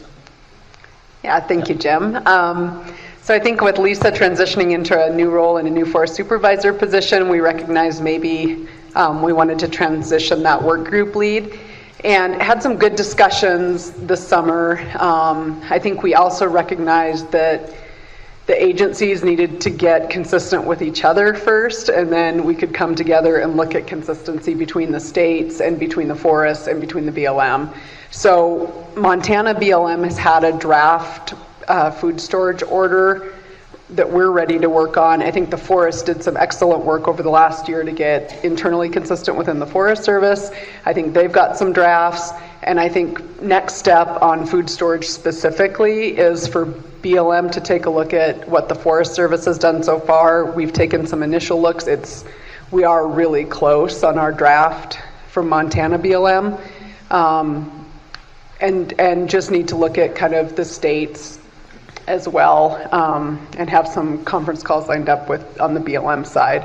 And once we do that, I think we'll be able to talk with the states and anybody else who's interested about where we're at and what the different areas of departure are. A couple things I think we probably need to take a close look at are just storage in vehicles and how that's managed. I think there's some differences there between at least Montana Fish, Wildlife, and Parks and where the BLM Forest Service food storage orders are at, and then sort of age of person who is present with attractants if we're in like a backcountry setting or something, and how the different agencies look at that. So that's kind of where we're at. We need to do some more work and kind of refocus, I think, and move some of these items forward again. But that's kind of where we're at from my perspective. Lisa, do you want to add? So yes, my placard changed from the Shoshone National Forest to the Beaverhead Deer Lodge. Forest supervisor back February, I started there on the Beaverhead. So I really do want to thank Katie for stepping in and taking the workload off. But we did get some great work done in January with the working group. Thanks to Andy Pills for helping usher it along with our Office of General Counsel and our law enforcement agencies within the 3 regions of the Forest Service, 1, 2, and 4. Our task for the Backcountry and Hunting Related Conflicts Working Group, our first task was to get consistent food storage orders within the 5 forests of the GYE. We are there. We were only asked to hold off on signing from the Office of General Counsel due to some black bear baiting litigation that's ongoing. So as soon as that gets cleaned up, the go-ahead will be to sign the food storage orders for the 4 forests. For the Beaverhead Deer Lodge, because we're in Montana and the black bear baiting issue is not a concern in Montana, I'm going to be signing that food storage order on Friday. We've got the maps ready to go. We've got the civil rights impact analysis done. We've got the law enforcement needs plan done. And we've got the consistent language for the actual order itself. There's a good template that everyone agrees to, so we're really excited about that. And then I'm thinking that the other 4 forests will be signed in the next month or so. So thank you.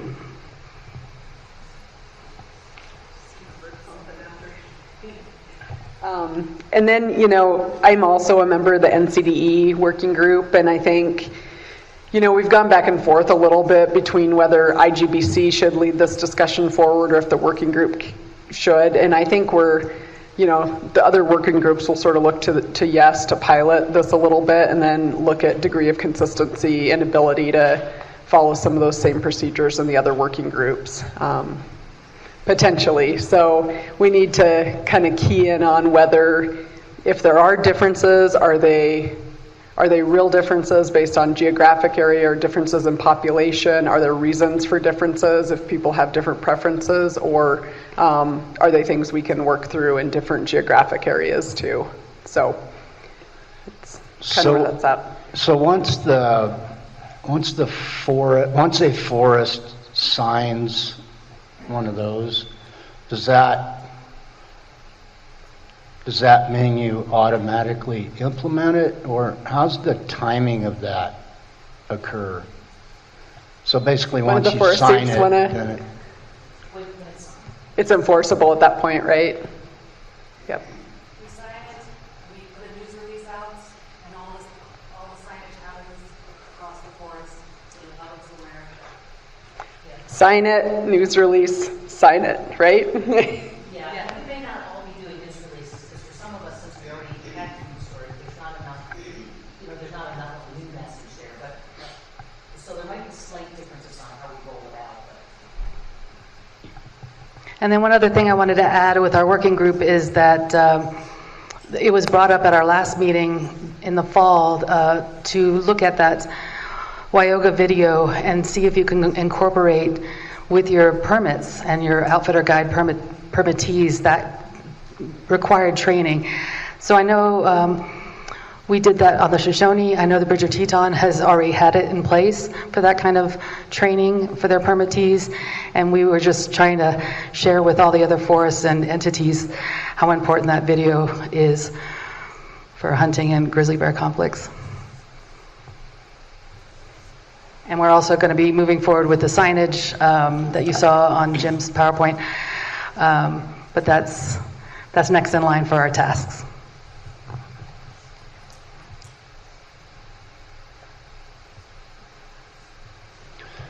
so basically for 2022, it's like continue with work on the food storage orders, continue with the signage and the video, because we're not really totally there with all of it. So I'm just trying to figure out next steps. We're not, so you really didn't come up with, let's do something additional. We're working on what we've been working on. That's correct, Jim. Okay, that's good. Although the signage task got given to us, was given to us last fall, so we're actually looking for funding opportunities to help with that. Okay, great. All right, Livestock Working Group, Tricia. All right, so we had a agency kind of collaborative meeting on this topic, work group, in late January, and included some different folks from Wildlife Services, actually from all 3 states, as well as state of Montana, and then Fish and Wildlife Service, and myself. And I think where we started the conversation was kind of like we've talked about with this topic. This is a really big topic, and it's been a little difficult, I think, for us to wrap our heads around, well, what piece of this does it make sense for Yes to take on? And is there, how broad is it? Is it geographic focused, or is it a particular livestock conflict type focused? Are we focused on public lands? Are we going to focus on private lands? So there's a lot of different pieces of this that we kind of talked through, and then there's the piece of, we know there's a lot of interest from external partners, permittees, livestock producers on this topic. How do we engage them?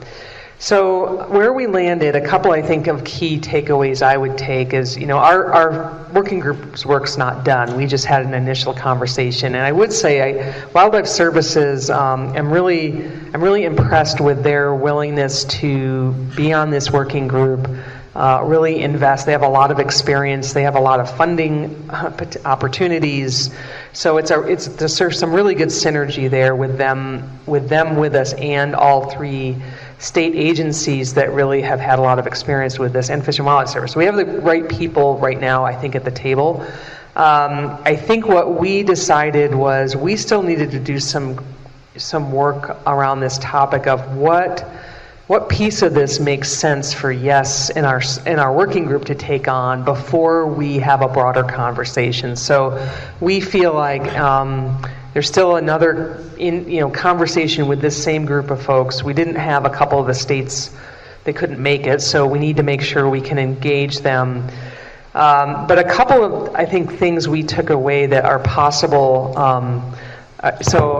Possible next steps would be, reconvening us, and then really kind of think about where are we having success? What does success look like? Because one of the things we talked about with livestock conflict is what works in one place doesn't work somewhere else geographically sometimes. Things will work for a while and then they don't work anymore. And so again, this sort of what's success look like? What are we really trying to accomplish? And then we haven't got there yet, I guess is the point. So that would be a next step. So a next step would be to reconvene our working group. I do think we did have another potential topic, and I wish Ken was here, Ken McDonald from Montana Fish, Wildlife and Parks, because he really understood what this was. But there is something within some guidance from IGBC around livestock conflict that he felt if that could get addressed from a policy standpoint, it may help us narrow down our focus areas.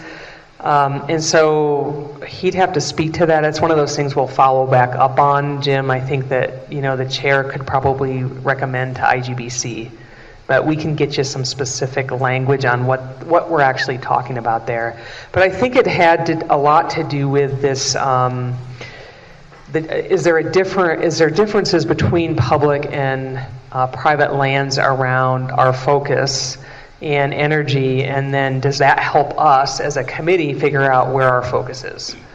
So again, I think, in short, as you've all seen, this is it's still a broad topic that we feel we need to do more work to try to refine it and narrow that down to something that's more tangible. And then again, what's YES's role in this? We tend to be a group that's we convene, we're policy driven, we're still trying to connect the dot of, okay, what is that and what does that look like? So I wish we were farther along, but that's where we're at. And I think the last thing I'd just leave with is, we're going to need to find somebody else to help carry this. You and I have talked about this. With me retiring, so I'm hopeful that we can have one more meeting in the next couple of months. But it sure would be nice to have somebody, at least someone from YES. That at least helps convene this group and keeps carrying the water for it. We have good momentum with our working group members and a lot of good commitment, but we just need someone who can help convene it. And Ken did not volunteer to do that. So, can you remind us who is on the working group that is officially on the YES subcommittee? So right now it's really just Ken. You and Ken? Yeah. So by default, Ken is the lead. You can tell that. Well, I guess. Yeah. So I don't, I think on these groups, I don't know that it's essential that a YES member is the lead. I think it's essential there's at least one YES member on each group. Yeah. Keeps the connection there and the communication going really well. But I think that, I don't know, what does everybody think? I think really anybody, a lot of times it just depends on the person, who's the best person in the group to do that. It doesn't, in my mind, it doesn't have to be a YES member. But I guess I would say it doesn't. I think what we need is someone who's got the energy to convene this group and keep them moving. And it doesn't have to be, but I don't have anybody yet that is willing to do that, is I guess my point. Tricia, I'll talk to Caleb at the area. It kind of seems like we should have some BLM representation on that group too. So let the three of us kind of talk about that and see if that makes sense. And I was just going to remind that these working groups were created from that workshop that we had in Cody. Was it 18 or 19? It was our last meeting together. Yeah, I think it was 19. Yeah. Before COVID. And there was such great public interest, especially in the livestock working group. So I know there would be people that would be willing to be part of the working group that aren't specifically yes members. Yeah, I think this topic especially, there was a lot of interest in that from a lot of different folks, and I think it's great that Wildlife Services wants to be part of it. Did you get interest from all 3 states' Wildlife Services to be part of it? Yeah, and they were all there, so great. It's definitely good.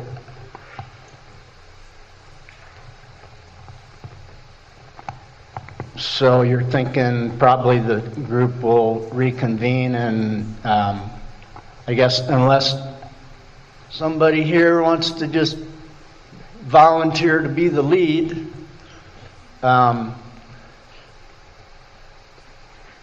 okay. I'm safe. We'll maybe get some suggestions from the group, and if nothing kind of happens out of that, maybe the chair can start prodding people and trying to get someone to do it. I think we need to at least keep 1 or 2 yes members at least on the working group. And I think this is I think you're right, it's a really hard one to kind of wrap your head around on and define what yes could be doing and what is actually we could actually do that's accomplishable, not just spinning our wheels on something. So I know it's taking a while, but I think it's a tough one. You know, I would say like one example that came up in our, and this specifically came from Wildlife Services, because, you know, they've had some additional funding that they think is going to continue to increase work specifically around range riders and fencing. And their question was, so is there maybe a way that yes could help identify those sort of hot spots where we would want to help? We think it would be worthwhile to invest collectively in these places. So that was one example where I think we could potentially come up with some tangible ideas, and we really wanted to do that before we start inviting a lot of others, because again, I think there's just a lot of ideas of what it looks like, and we felt, well, let's maybe start somewhere and come up with something tangible. So that would be an example where I think maybe that's a good one that could be possible, and because there's already some funding available to increase that work.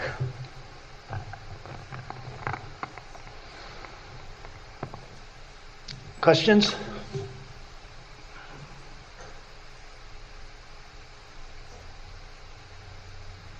Okay, thanks. Well, I'm not going to go through next steps for the working groups because I think we heard that. The one comment I'll make is I think it works really well for the chair to about halfway between the spring and the fall, and then the fall and the spring meetings, to just get on the phone with the working groups and see what's going on. And I think it helps just remind the working groups and the chair, you know, that we need to get some work done between the meetings. And so I think the chair should continue to do that. I think it works really well. So I think if it's okay, we'll just take a break now.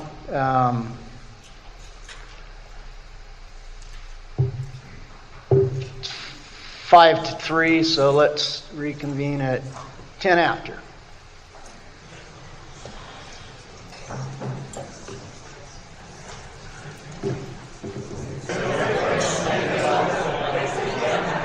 Okay, here we go.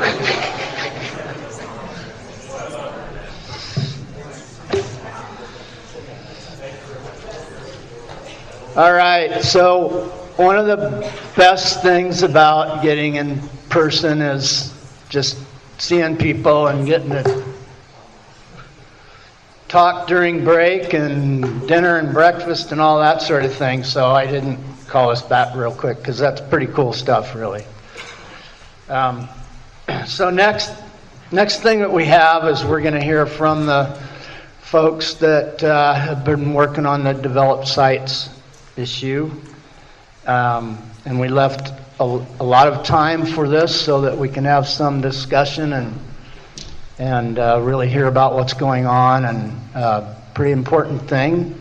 And we are trying to get to an end point here, if we can, at our meeting today, related to hopefully we can vote on some final language for the conservation strategy. Tricia. All right. So one thing I decided to do is not have a PowerPoint, because I'm like everybody. I think we're all, and it would have just been words, and I think I'll just talk. We do have the ability, though, if we need to look at language in the conservation strategy, we can pull it up on the screen. But I'm hopeful we may not need to do that. So, how do we get to where we are today to this vote? And I cannot remember. I'm kind of looking at Dan or Jennifer, like when we started this, but as I think everyone recalls, that after we updated the conservation strategy last time, we left a placeholder around this idea of, we knew we wanted to do something to allow some flexibility because of the increase in visitation, but we didn't have time to address it at that time. So the conservation strategy basically left guidance to say, okay, yes, go work on this, address it, and then, amend the conservation strategy. Now, we had a timeline that we didn't meet with that, but that's kind of how these things go. So it's, there's been a lot of work over several years to get to here, with several staff members that have since retired, so it's like been this has been a long time coming, and I'm actually feeling really good about where we're at. And so what I'm going to do today is sort of walk us through what's happened since our last meeting when you were presented with the draft language, and then do a quick overview of the comments that we got, public comments, and then walk through a little bit of where our tech team landed, and then hopefully get to a vote. So that's the plan. And I really, first off, want to really thank Dan Tyers with the Forest Service and Jennifer Fortin Norris with Fish and Wildlife Service, who are instrumental in getting us to this point, especially in the past 6 months. And so, as you remember from the last meeting, we went out for public comment. That went through December. We got 3 comments, which I sent to all of you. And I really want to say we got 3 very well thought out, appreciative comments, and very thorough. And so it really behooved us to take a look at those, consider those, and see, if we, the tech team, needed to recommend any changes to what you saw last fall. And so I did, even though I sent this out, I thought it would be good to maybe talk a little bit about sort of high level what some of those comments were. And then what we plan to do is we've got a draft document that's basically kind of a response to comments that we will eventually post on IGBC's on our website, so that everybody can see sort of how we thought through this and where we landed where we did. In terms of, in many cases, not changing the proposal, but acknowledging, I think in a lot of cases, acknowledging that, yeah, we agree and we thought through this and we feel like we landed in a good place, and acknowledge that, we really did try to balance some flexibility, but really the whole concept was to continue to conserve grizzly bears. So the 3 comments we got from Sierra Club, Greater Yellowstone Coalition, and the National Parks and Conservation Association. A couple of key notes I would bring up here. I think there were some overarching issues that they had questions on around, so how does this relate to existing management direction around forest plans? park management plans. And the thing I would say to that is, once we vote on this as yes, there is still a next step, and each agency has a different process for how this gets incorporated with your management, and it varies, and we will need to take that deliberative step after this. So it's not and that's not part of the conservation strategy. That's just part of our next steps. There was a real interest in this idea of managing visitor use, and I think I guess where we landed as a tech team was we all know, I think, as managers, that increased visitation is something that we're keenly aware of, that I think everybody is working on. I think there is a question of, well, what's yes? How does this intersect with grizzly bear management, and what's yes's role? And so we did not believe that needed to be something that we addressed in this, but it is, I think, I'll come back at the end, but there are a couple of, I guess, maybe questions for yes about, do we want to have further dialogue on these topics? So I think this idea of increased visitor use and the intersection with grizzly bears is something that is probably something we will continue to think about, but do we want to do that more deliberatively? And then a little more specifics, there were some concerns about the need for enhanced visitor education and enforcement. I think we all totally agree with that. We've talked about that a lot. And again, I think that is covered in Chapter 5 of the Conservation Strategy, so we didn't propose any changes other than, I think, acknowledging that is something that the committee continues to focus on. There was a specific question around we did have some flexibility in the draft language around access to power lines and utility corridors for maintenance, and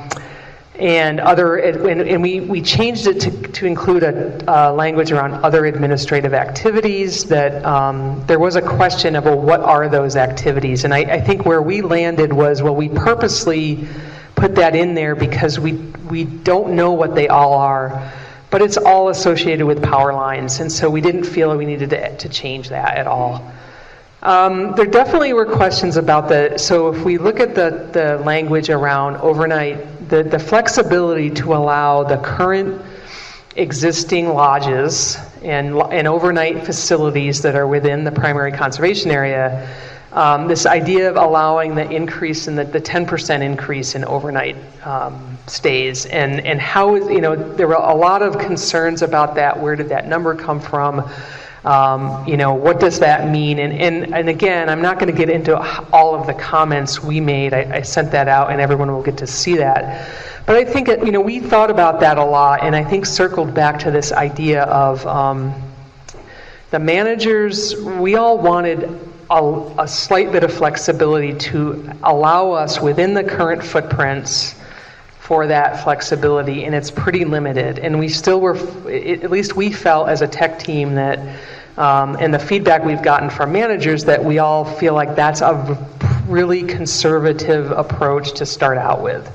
And so we didn't feel a need to change that to any degree at this point.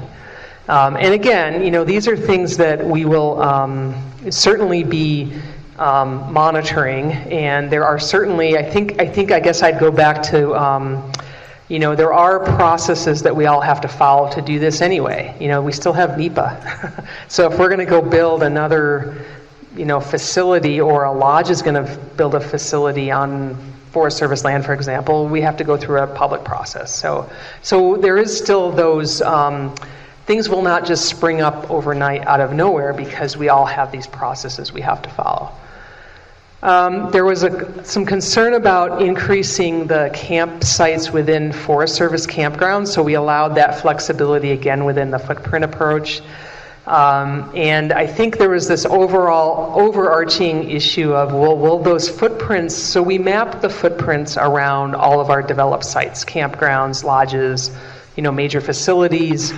And we feel, at least I think, I guess maybe some of what I'm saying is, if you all disagree, make sure that we talk about that. But we feel that that's now pretty much set, that we don't see those footprints, they're not going to keep increasing. You have a set footprint, there'll be development allowed within that, but those footprints aren't going to increase. And so it still feels like it's a pretty tight area that we're talking about. And I think that the idea that perhaps within, the campgrounds, there may be additional campsites, but I don't think, and I guess maybe I'm speaking from, my perspective as a forest supervisor and how we manage campgrounds, but we don't look at trying to maximize how many sites we can put on top of each other. There's usually a design. We're trying to maintain a quality of experience. So we don't anticipate that kind of development, and it's still going to be fairly limited, and we're all constrained by the lack of money to build new stuff. So, again, it feels like it's going to be fairly limited. We didn't feel like we needed to change that, but we will have some language around that in our response. And then I think the last big one that I really wanted to talk a little bit about is the, trying to make sure I covered them all. Actually, there's a couple more before I get to the 300 meters. I covered the NEPA. I think there was some concerns around this whole idea of dispersed sites and management of dispersed sites, which is really not an issue on the parks, but it certainly is on Forest Service and BLM and other lands. And really, I think where we landed on that is it's not something that we felt a need at this point to change what's in the current conservation strategy, but it might be something as yes that we might want to think about down the road. And I think where the concern came from is this gradient, and I will admit that even within our agency, we certainly have been talking about this. So this gradient between a developed site that's a campground that's got, that's identified as a Forest Service campground. You have facilities like toilets and water. And then you have the other extreme, which is dispersed sites where there's no amenity. There's really nothing. Some of them you can't even identify. It's just somebody pulls off and camps. But there's a gradient between there. And we are starting, I know, in some places in the Forest Service at least, to put things like bear food storage boxes in dispersed sites so we can reduce grizzly bear conflicts. We may look at putting toilets in some of these sites so that we reduce human waste issues. So I think there is this gradient, and is that something we want to think about in the future and discuss? That's probably one of those other topics we could think about talking about. But our recommendation at this point was to not necessarily change what's in the current conservation strategy. Let's see. And I guess the last thing I would mention, kind of that probably we may want a little more dialogue on, and that is the construction of new day use sites within the primary road corridors. And where we landed on that was an allowance for 300 meters for that development without mitigation within 300 meters of each side of a primary road corridor, which we've mapped. Most of them are the majority of those primary corridors are within Yellowstone National Park, but there are also some on Forest Service lands or adjacent, and there are some in Grand Teton. And so this idea of is that, we had that allowance, and then we had this sort of extra, the extra constraint, so to speak, that within that, a jurisdiction could only do up to 10% of that, basically acres within that buffer. And so I think there were a lot of questions around, is that too much? Could it be less? That's a pretty large buffer, and admittedly so. But we also know that there is a need for some of these expanded day use sites, and whether that's around increased parking, whether it's turnouts, shuttle services, those sorts of things. And so, talking this through between the tech team and then the managers, some of the managers, that it's, we really landed on this idea of, at this point, we want to stay with that number. That makes sense. But there's a lot of uncertainty I mean, none of us feel like we're going to be going out there and doing a lot of this. And we actually don't have a good idea of how, you know, is 300 meters the right number? Is it 250? And so I think maybe a way to help, I guess, ensure clarity of our intent would be that maybe this is something we think about, you know, within 5 years or within 3 years or some relatively, some time frame that we come back, we circle back as a group and take another look at that to see, well, what have we actually done? And how much did we need? And is there a way to actually adjust that if needed? Or do we really still need this 300, you know, this flexibility? So that's the only, I guess what I would say is that's really the only place that the tech team, you know, including myself, felt that we at least should have a conversation about that. And why we think it's important to have that allowance. And then is there something we want to add that does sort of help us maybe come back to reassess that or not? Or are we comfortable with it as it is? So I think, you know, Jim, I think what I would say is I also want to talk a little bit about these other issues that really, like, we're not proposing to address right now in the conservation strategy, but they might be future work items for Yes to talk about. And so maybe we can, trying to get to, you know, thinking about a vote here, maybe we focus first on the conservation strategy and see, you know, I guess open it up for questions, further dialogue on adding some additional language, and then see if we can get to a vote. And then we can circle back on a couple other topics around increased visitation and grizzly bears, if that makes sense. I think that works. Okay. So I got one or two things just, I guess, to remind me about a couple of things. So when you're talking about the 300 meters in the primary roads, that's not all roads, that's the primary roads, which I remember seeing a map on. So like for the parks, that's the main roads in the parks. That's not all these little spur roads and stuff, right? That's correct. I want others to kind of hear that too. Yeah. So am I correct? You are correct. And another example would be, at least locally, like on the Bridger Teton, we only have one route, and that would be the state highway over Togety Pass is considered the prime, but there's so it wouldn't apply to any other roads. So it is a pretty limited subset of roads. And, you know, again, I think if you look geographically, that the entity with the most roads and the most need for flexibility is Yellowstone, because of the just number of primary road corridors they have. But it's not solely a Yellowstone issue either. I think it's the rest of us could potentially have a need for this someday.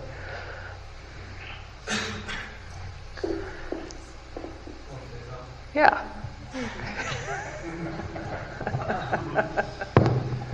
So Yellowstone's 2.2 million acres. Currently, there's 6,400 acres that are considered developed, and that number stayed static for about 70 years.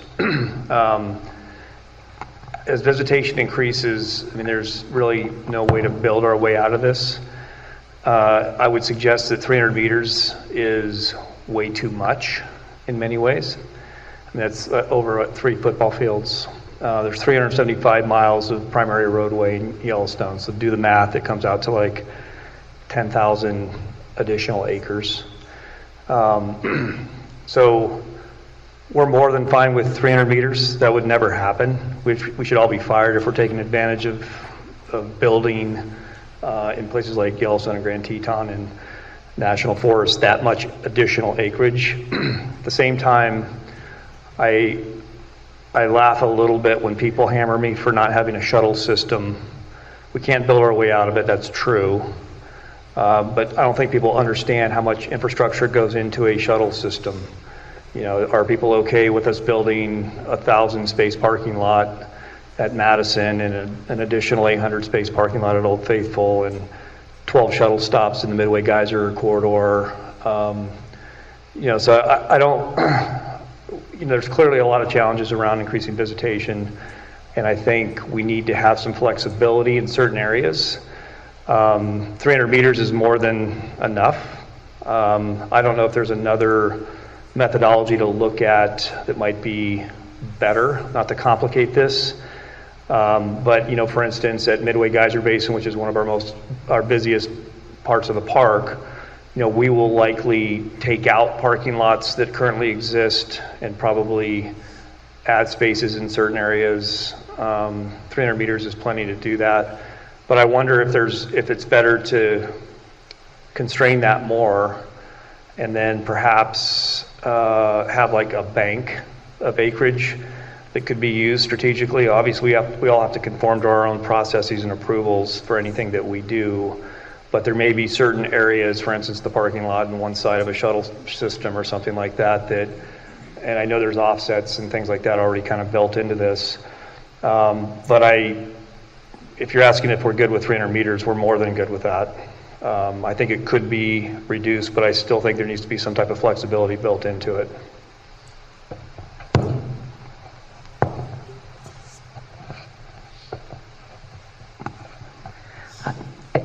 I think I'm going to give just a more generic. I feel as if we've been working on this question for a long time. It feels as if even though you can challenge any piece on this 300 meters, do you really need 300 meters? Should it be 250? To me, at some point we need to adopt the updates, really monitor and track what aspects of it we use. My sense on the 300 meters is we probably landed there because there's some potential for some isolated project or some very specific isolated need that might actually resolve a problem that would get you there. But in the vast, vast majority of situations, you would never, you wouldn't be talking 300 meters. You might be talking 300 feet or 150 feet off a road corridor. And again, the number of road corridors we're talking about is so limited. So my sense was more on the end, to the point that every one of those has to be analyzed at that project scale. So at the project scale, you're really going to look at, how much distance do you need? Do you need 300 meters? Do you need less than that? Is there some compensating mitigation you can do? So again, I think my advocacy is I think we put enough checks and balances in there, as long as we have a good monitoring and tracking system to really look at this as we're going along. Because my sense is that as I listen to the concerns that were raised, as managers, we kind of think about specifics that we really anticipate happening in the next 5 years, and there's not very many specifics. We're trying to give ourselves some ability to address problems or address capacity or to address overflow or resource issues. But there's not going to be this huge sea change over the next 5 years and what happens. So I think, anyway, that's my pitch, is I think we adopt what we've got here. We need to make sure that we have a good tracking system and a good transparent system so that people can see what we're doing in that period. And I think then that can address some of the concerns. Because if you assume that everything we allow would be done, and you start to think in those terms, you can get concerned really quickly, right? Like we would fill in on every campground within the PCA and we would add that excess capacity, but that's not really how it's going to turn out.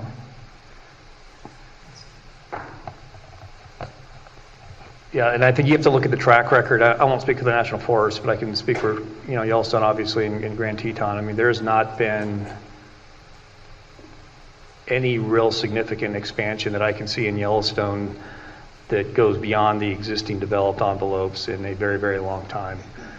Yeah, I don't see that in the foreseeable future. I don't want to, maybe I shouldn't ask this question because I can't remember, but how did we land on 300 meters?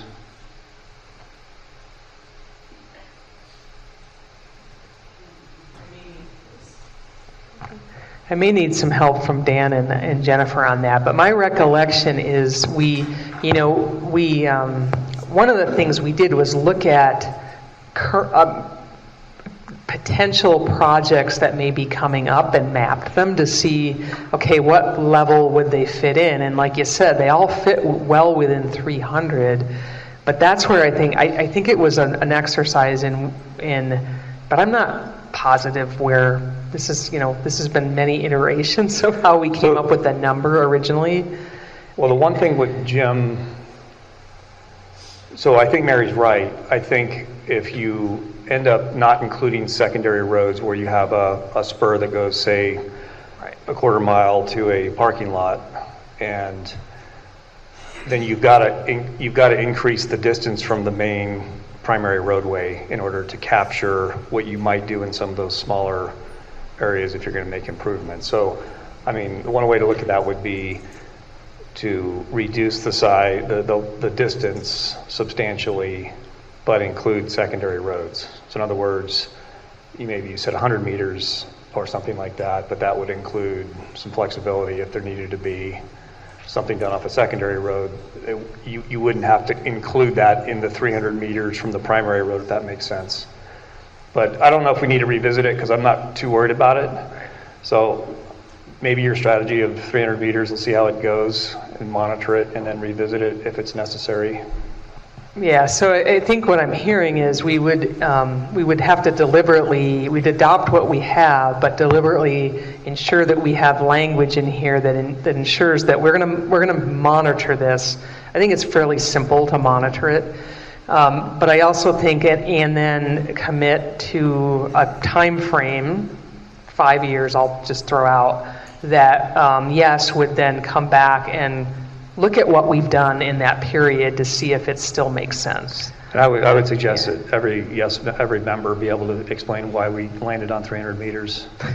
Yeah. I think that's important. Is it noise, it's sound, proximity? I don't know. I'm sure there's a combination of things, but that's probably a good thing for us to kind of be on the same page on. Yeah, and I think it's similar to the how did we land on 10% for overnight visitation? We came up with a number that seemed conservative that allowed flexibility. And so I don't think that there was a formula that said this, and then let's see if that provides that management flexibility. And so in case of the 300 meters, we felt it did, and it kind of stuck over time. Yeah. Do you want the background to this? Yeah. Yeah. So, give him a mic.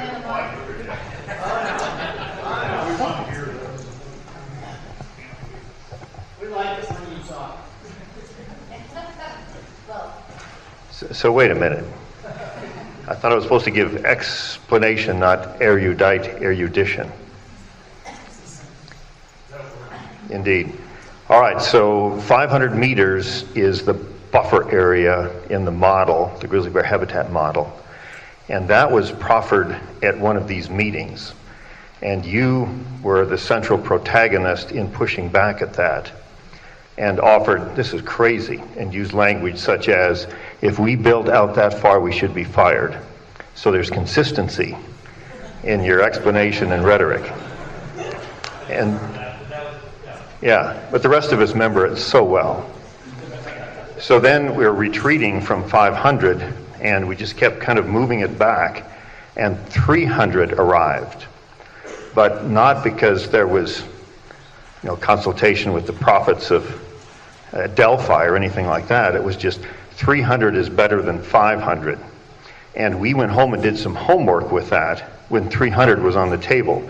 And so working with some of your staff, we took a series of Yellowstone Park projects, ones that were potential and ones that had been accomplished. And so we modeled those to see if they fit within the 300, thinking that you would want the allowance that could be accommodated. And they did. All of them fit. And I can't find all the records for that, but I found a few templates. And examples were, let's see, the trailhead expansion that was done at Warm Creek for the access over the ridge into Pebble Creek, where you've got kind of a cherry stem approach. And the other was work pending at Midway Geyser Basin, which you referenced recently. And then we just, for a wild card, we took a look at West Thumb Geyser Basin. And they all fit within 300. So it seemed like a metric that we could work from. But there was definitely concern that why are we going to the farthest extent if we don't have to? And so 300 seemed more than generous. But we thought in some mystical way that as these folks here deliberated at the horseshoe table, that retreating from 500 to 300 had some resonance to it. So we grasped at that. But in the modeling exercise, 200 to 250 seemed like a very reasonable accommodation for any practicality. Jennifer, are you out there in the audience? Was any of that true? It sounded good. Also, when you look at a site, I think the other consideration is not just the final site that we talked about in the tech teams, is the extra amount of room it takes to actually build that site. And there's that disturbance allowance in there also. So yeah, indeed, a second part is we're trying to do due diligence with this. So we talked to some engineers and we asked them, what does it take for a construction space to build some of these things? And it was, as Jennifer just offered, it wasn't just what you end up with, what your footprint, your template is as you conclude, but what does it take to swing vehicles, to be able to maneuver machinery, etc. And so 300 seemed to accommodate as a distance past the actual project in point of completion. So we then conjectured maybe we could have a shorter distance, but then you make provision for construction, but then you retreat from that. So that was one way to accommodate it. 300 seems very generous. Yeah, well, I was asked if I was going to take less than 300. Yeah. I wasn't going to get 500. I could account 500, I'm not worried about expanding that. Yeah. And I could go with 300, I'm not worried about expanding that. What you said makes sense. I think that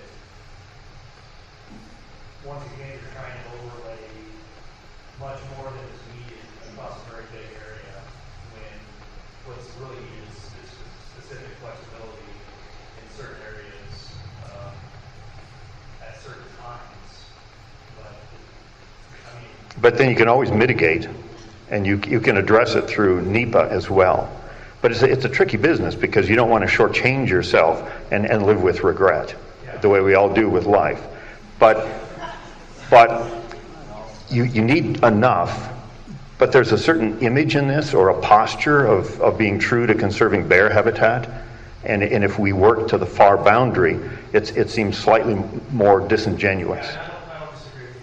Well, I didn't agree with 500. I appreciate your explanation. I do recall that conversation in 2008. And I do appreciate the fact that you went in and looked at the outward bounds of where we might have a project in Yellowstone, set 300 based on that. I don't know if that, I mean, I appreciate that. I don't know if that's the best way. I'm fine with that as methodology, but what I was looking for is there, regards to that, protecting the habitat of the grizzly, is there any type of more scientific basis that we would want to incorporate? We probably are, we've already done that. How thorough you are. I think we could model more project potential, and we certainly got started with it, and we tried to work with some ones that could be a far boundary, and they fit. So we at least knew that we were accommodating, especially what Yellowstone Park may want to accomplish. And it seemed like if there was a potential for more enterprise of additions along the road, it would be Yellowstone Park. And so that's how we came up with it. But that was just kind of homework we were doing on our own because we were, 10% truly was just arrived at as mystical ether with practicality. Well, But I think the flexibility is fine. There's no time in the foreseeable future where we would ever add those kind of accommodations if we were to within existing developed areas. Yeah. No one has a crystal ball. We have a fairly good idea of what the range of our projects is from a distance standpoint of what improvements are going to be. Yeah. And frankly, and I've said this publicly, there's going to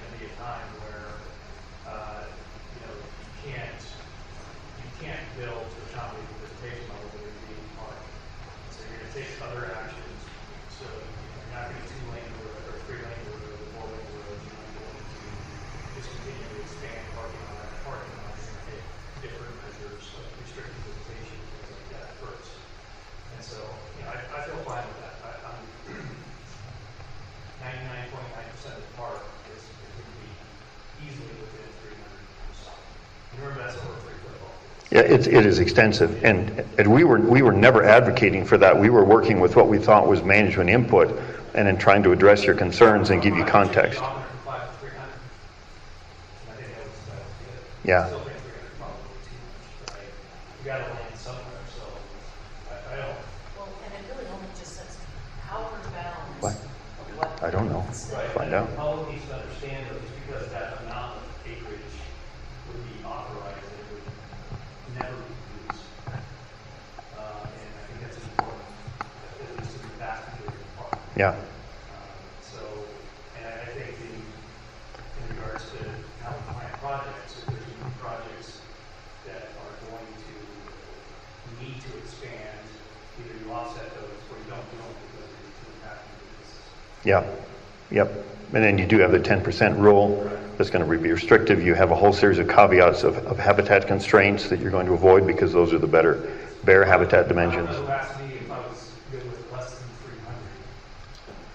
And I don't know why you're asking me that in the first place, but This is an historic hinge point. That this is something that we canonize. These are the documents we work from, and we've all been in the experience of having these seminal documents that are canonized, and we're trying to interpret them, and we see them as our legal obligation, and so these metrics matter. Yeah, and we're just trying to accommodate what the managers want, and as they say, for such a time as this, thank heavens you were there and pushed back at 500. Remember that moment in your life when you brought us? Yeah. Yeah, and I think I go back to, I think the concept of trying to come up with some flexibility with constraints, which I think we've developed, we've come up with, so we can name that in the conservation strategy. What we can't do, the intent piece, is what's hard to capture, because like we've been saying, well, none of us have this intention. We don't want to have to circle back to this on an individual project that might need that much space. So this does provide us with that, but there is this intention of we really don't believe we're going to need all that. And so again, I come back to, I think we can address that with some extra language about monitoring it. And then if indeed we really don't need that, we can always reduce it down the road in the future. So I guess I'm wondering if we're comfortable with that at this point to just maybe do a sensing vote.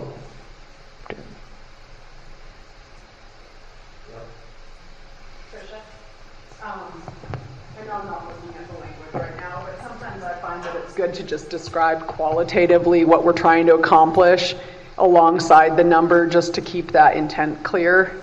And I don't know if that has any relevance to this particular issue, but it may. So. Yeah, I think that's another good point, is that we could think about doing that. I think we've been trying to not get the conservation strategy so it's verbose enough. So I think that's why we didn't necessarily do that. However, the response to comments provides a way to track that, our intentions too, as well as the appendix. So what I would commit to, if you're all comfortable with that, is that if we agree to this, that I'll work with our tech team to see, okay, from what we heard today, is there some additional language we can put either in the conservation strategy minimally or other place to track this discussion we just had? Because I think, Cam, your point's well. I think we have rationale for how we got to 300 feet. We don't have that written down yet, and I think we should. I totally agree with that. I don't think that belongs in the conservation strategy itself, but it might be the appendix. So we can sort through that, and we'll commit to doing that. So Jim, do you want to lead us through an actual vote? Yes, I'm seeing head nods. So nothing else we have to talk about specific related to this? I would have a follow-up after this just for some potential next topics for yes, but not related to this, so, yeah.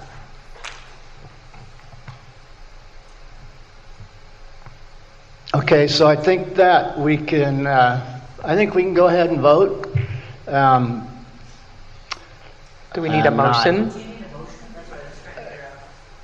I don't know. Do we need a motion?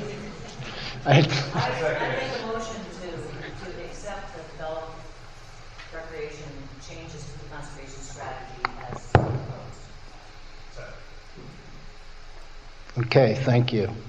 I think we can just do a voice vote. We'll do a yay and then we'll do a nay. And so, all those in favor? Aye. Aye's good. Nay? Okay, motion passes. Woohoo! Thanks for that clarification, by the way, Dan. What's that? Thanks for that clarification. I hope that was helpful. We proceeded with all sincerity, but I think you did a great job. if we had access to senior managers on a regular basis, it could be more iterative, but that's just part of the conversation. So I think it works. Awesome. That took 10 years or what?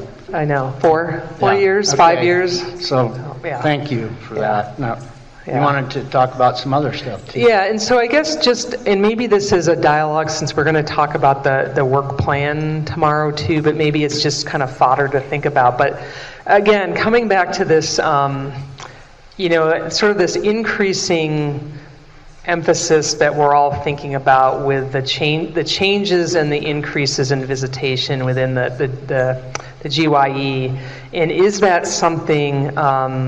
We've just voted on some flexibility in the conservation strategy to address it, and I guess the question is are there other aspects of that yes would like to? Do we want to talk about, explore? And I think the examples I would give that came up through the comments, the public comments, were around, is there some overall plan that we should think about in terms of visitation? Is there some emphasis or focus around dispersed sites and managing of those with grizzly bears? So those are just examples, but I guess I would just throw it out to the committee to see, is that something there's interest in? Is that something yes wants to have further dialogue? Is there a need for that? And I don't have an answer to that. I just think it's worth thinking about, because I also think the tech team, we certainly had some good dialogue about some of these, and then some questions of, well, yeah, should yes think about this? And again, I don't know that it leads to conservation strategy changes, but it might lead to, some sort of focus or extra effort in these areas.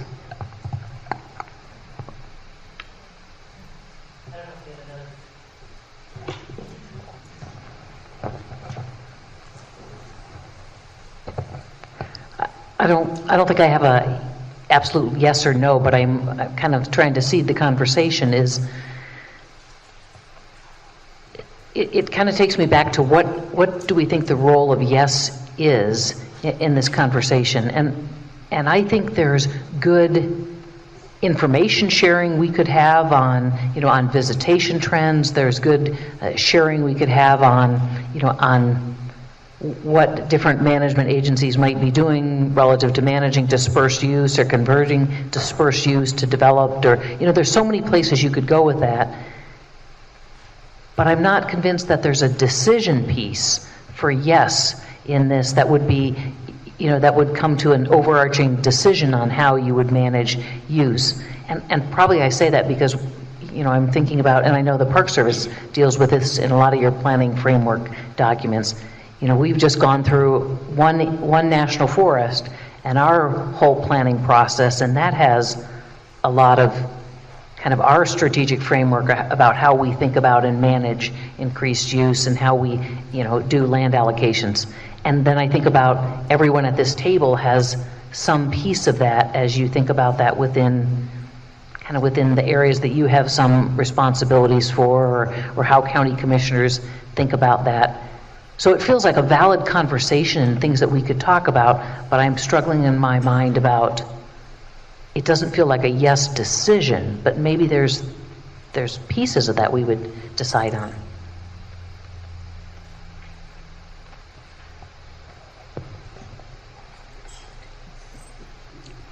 Yeah, I was trying to think about that a little bit too, and I think that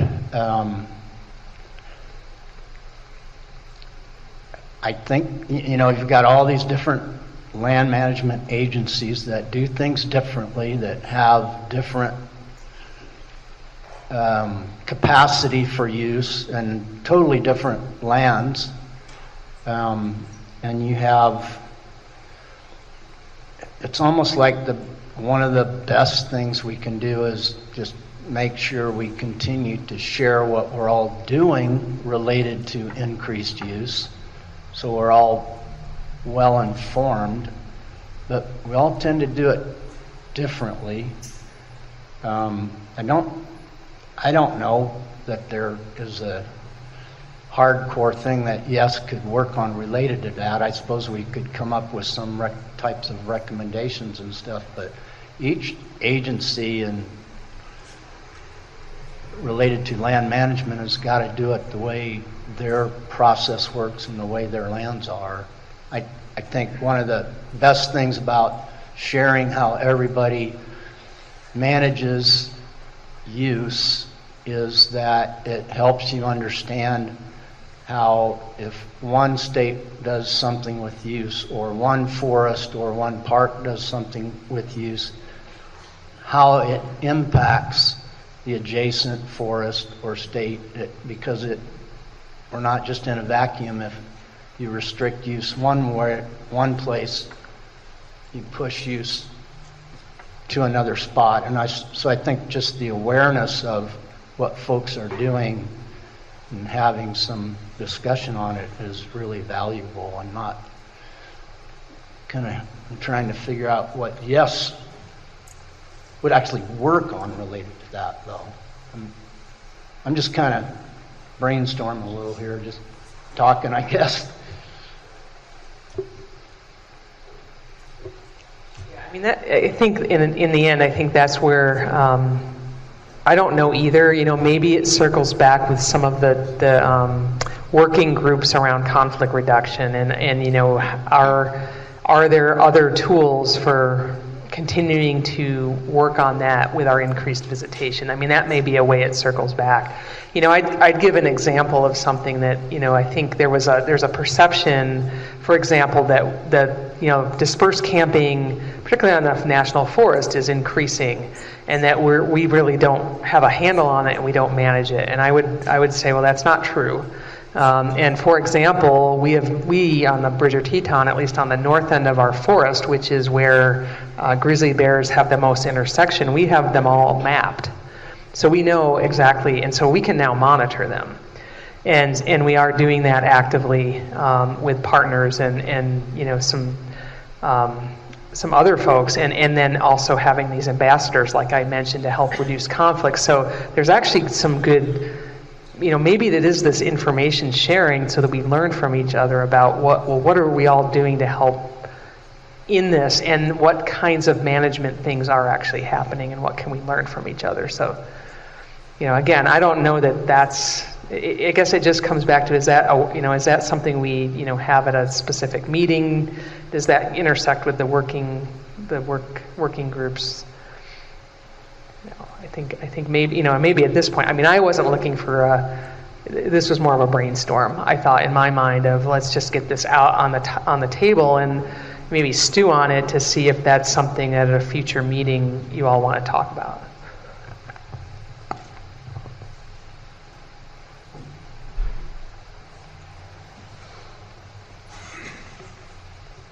Okay. You're done? Totally? So I know that was a lot of work to get to this point with this subject, and you know, you did well. It took a lot. It's not probably one of the most exciting things we've all worked on in our career. But, you know, when you're looking at all the increased use that we're having and so forth, it's a really important thing. So thank you for everybody that worked on it so much. So thank you. Yeah, and I do have to mention Sue Consola Murphy, who has retired, you know, and she was really instrumental in the beginning of this, of a lot of the legwork on this. And so I know I'm going to have to get a message to Sue that it's over the finish line, and she will be really happy too. So probably already text her. Okay, well.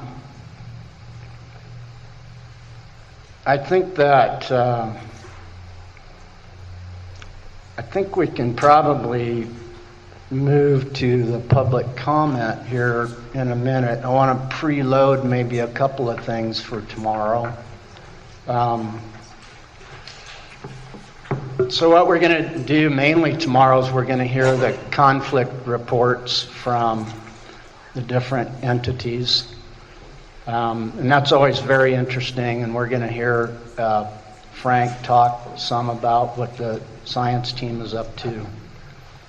And then where I put down in the agenda next steps on the conservation strategy, that wasn't to kind of get people really excited about something, but it was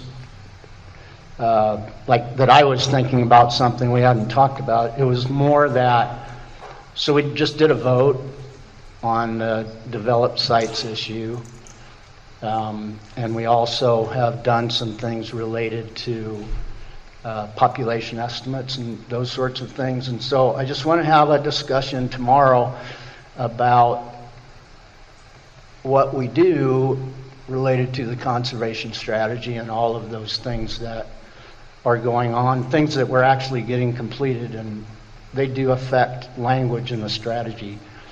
And talk about timing of signing, because just because we say we're going to change the language, the current language was signed on, and so talk about when we would do that type of signing and so forth. So just kind of think about that. That's kind of what I had on my mind for that topic. Just kind of maybe think about that for tomorrow. Yeah, and then we'll talk about, David and I both want to talk a little bit more about work plans. Try to define some things maybe a little bit better. So that's kind of what's going on tomorrow.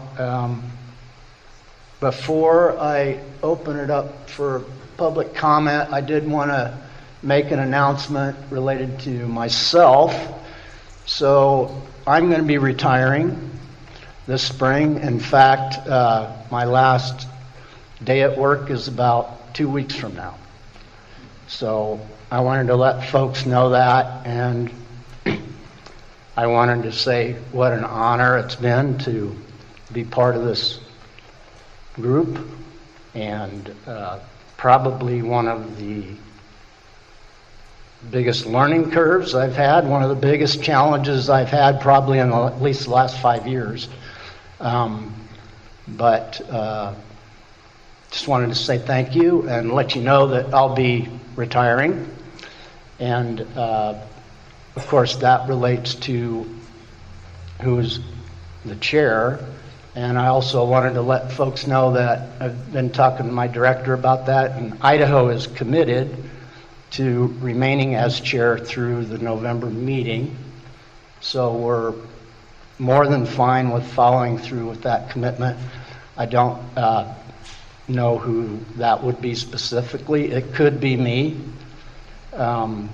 as a representative for the department, but it will be at least if it's not me, it will be someone that's very knowledgeable with what's going on. So I just wanted to kind of let folks know that. And so anyway, but I'm still here tomorrow, so. Yeah. Thank you for your leadership. Thank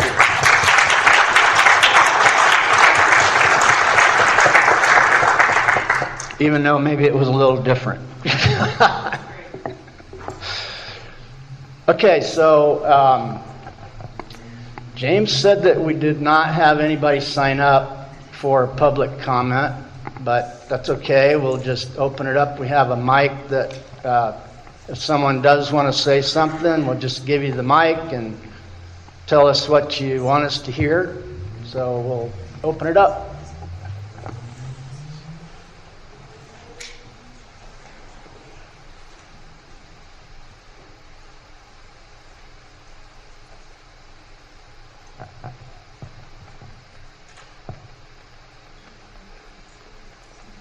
And this is way too easy.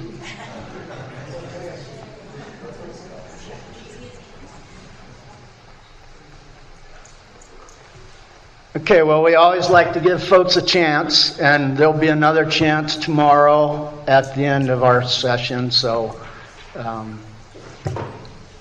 this isn't it. So there'll be another chance, and hopefully we'll hear from some folks. So thanks a lot, everybody, and we'll see you tomorrow.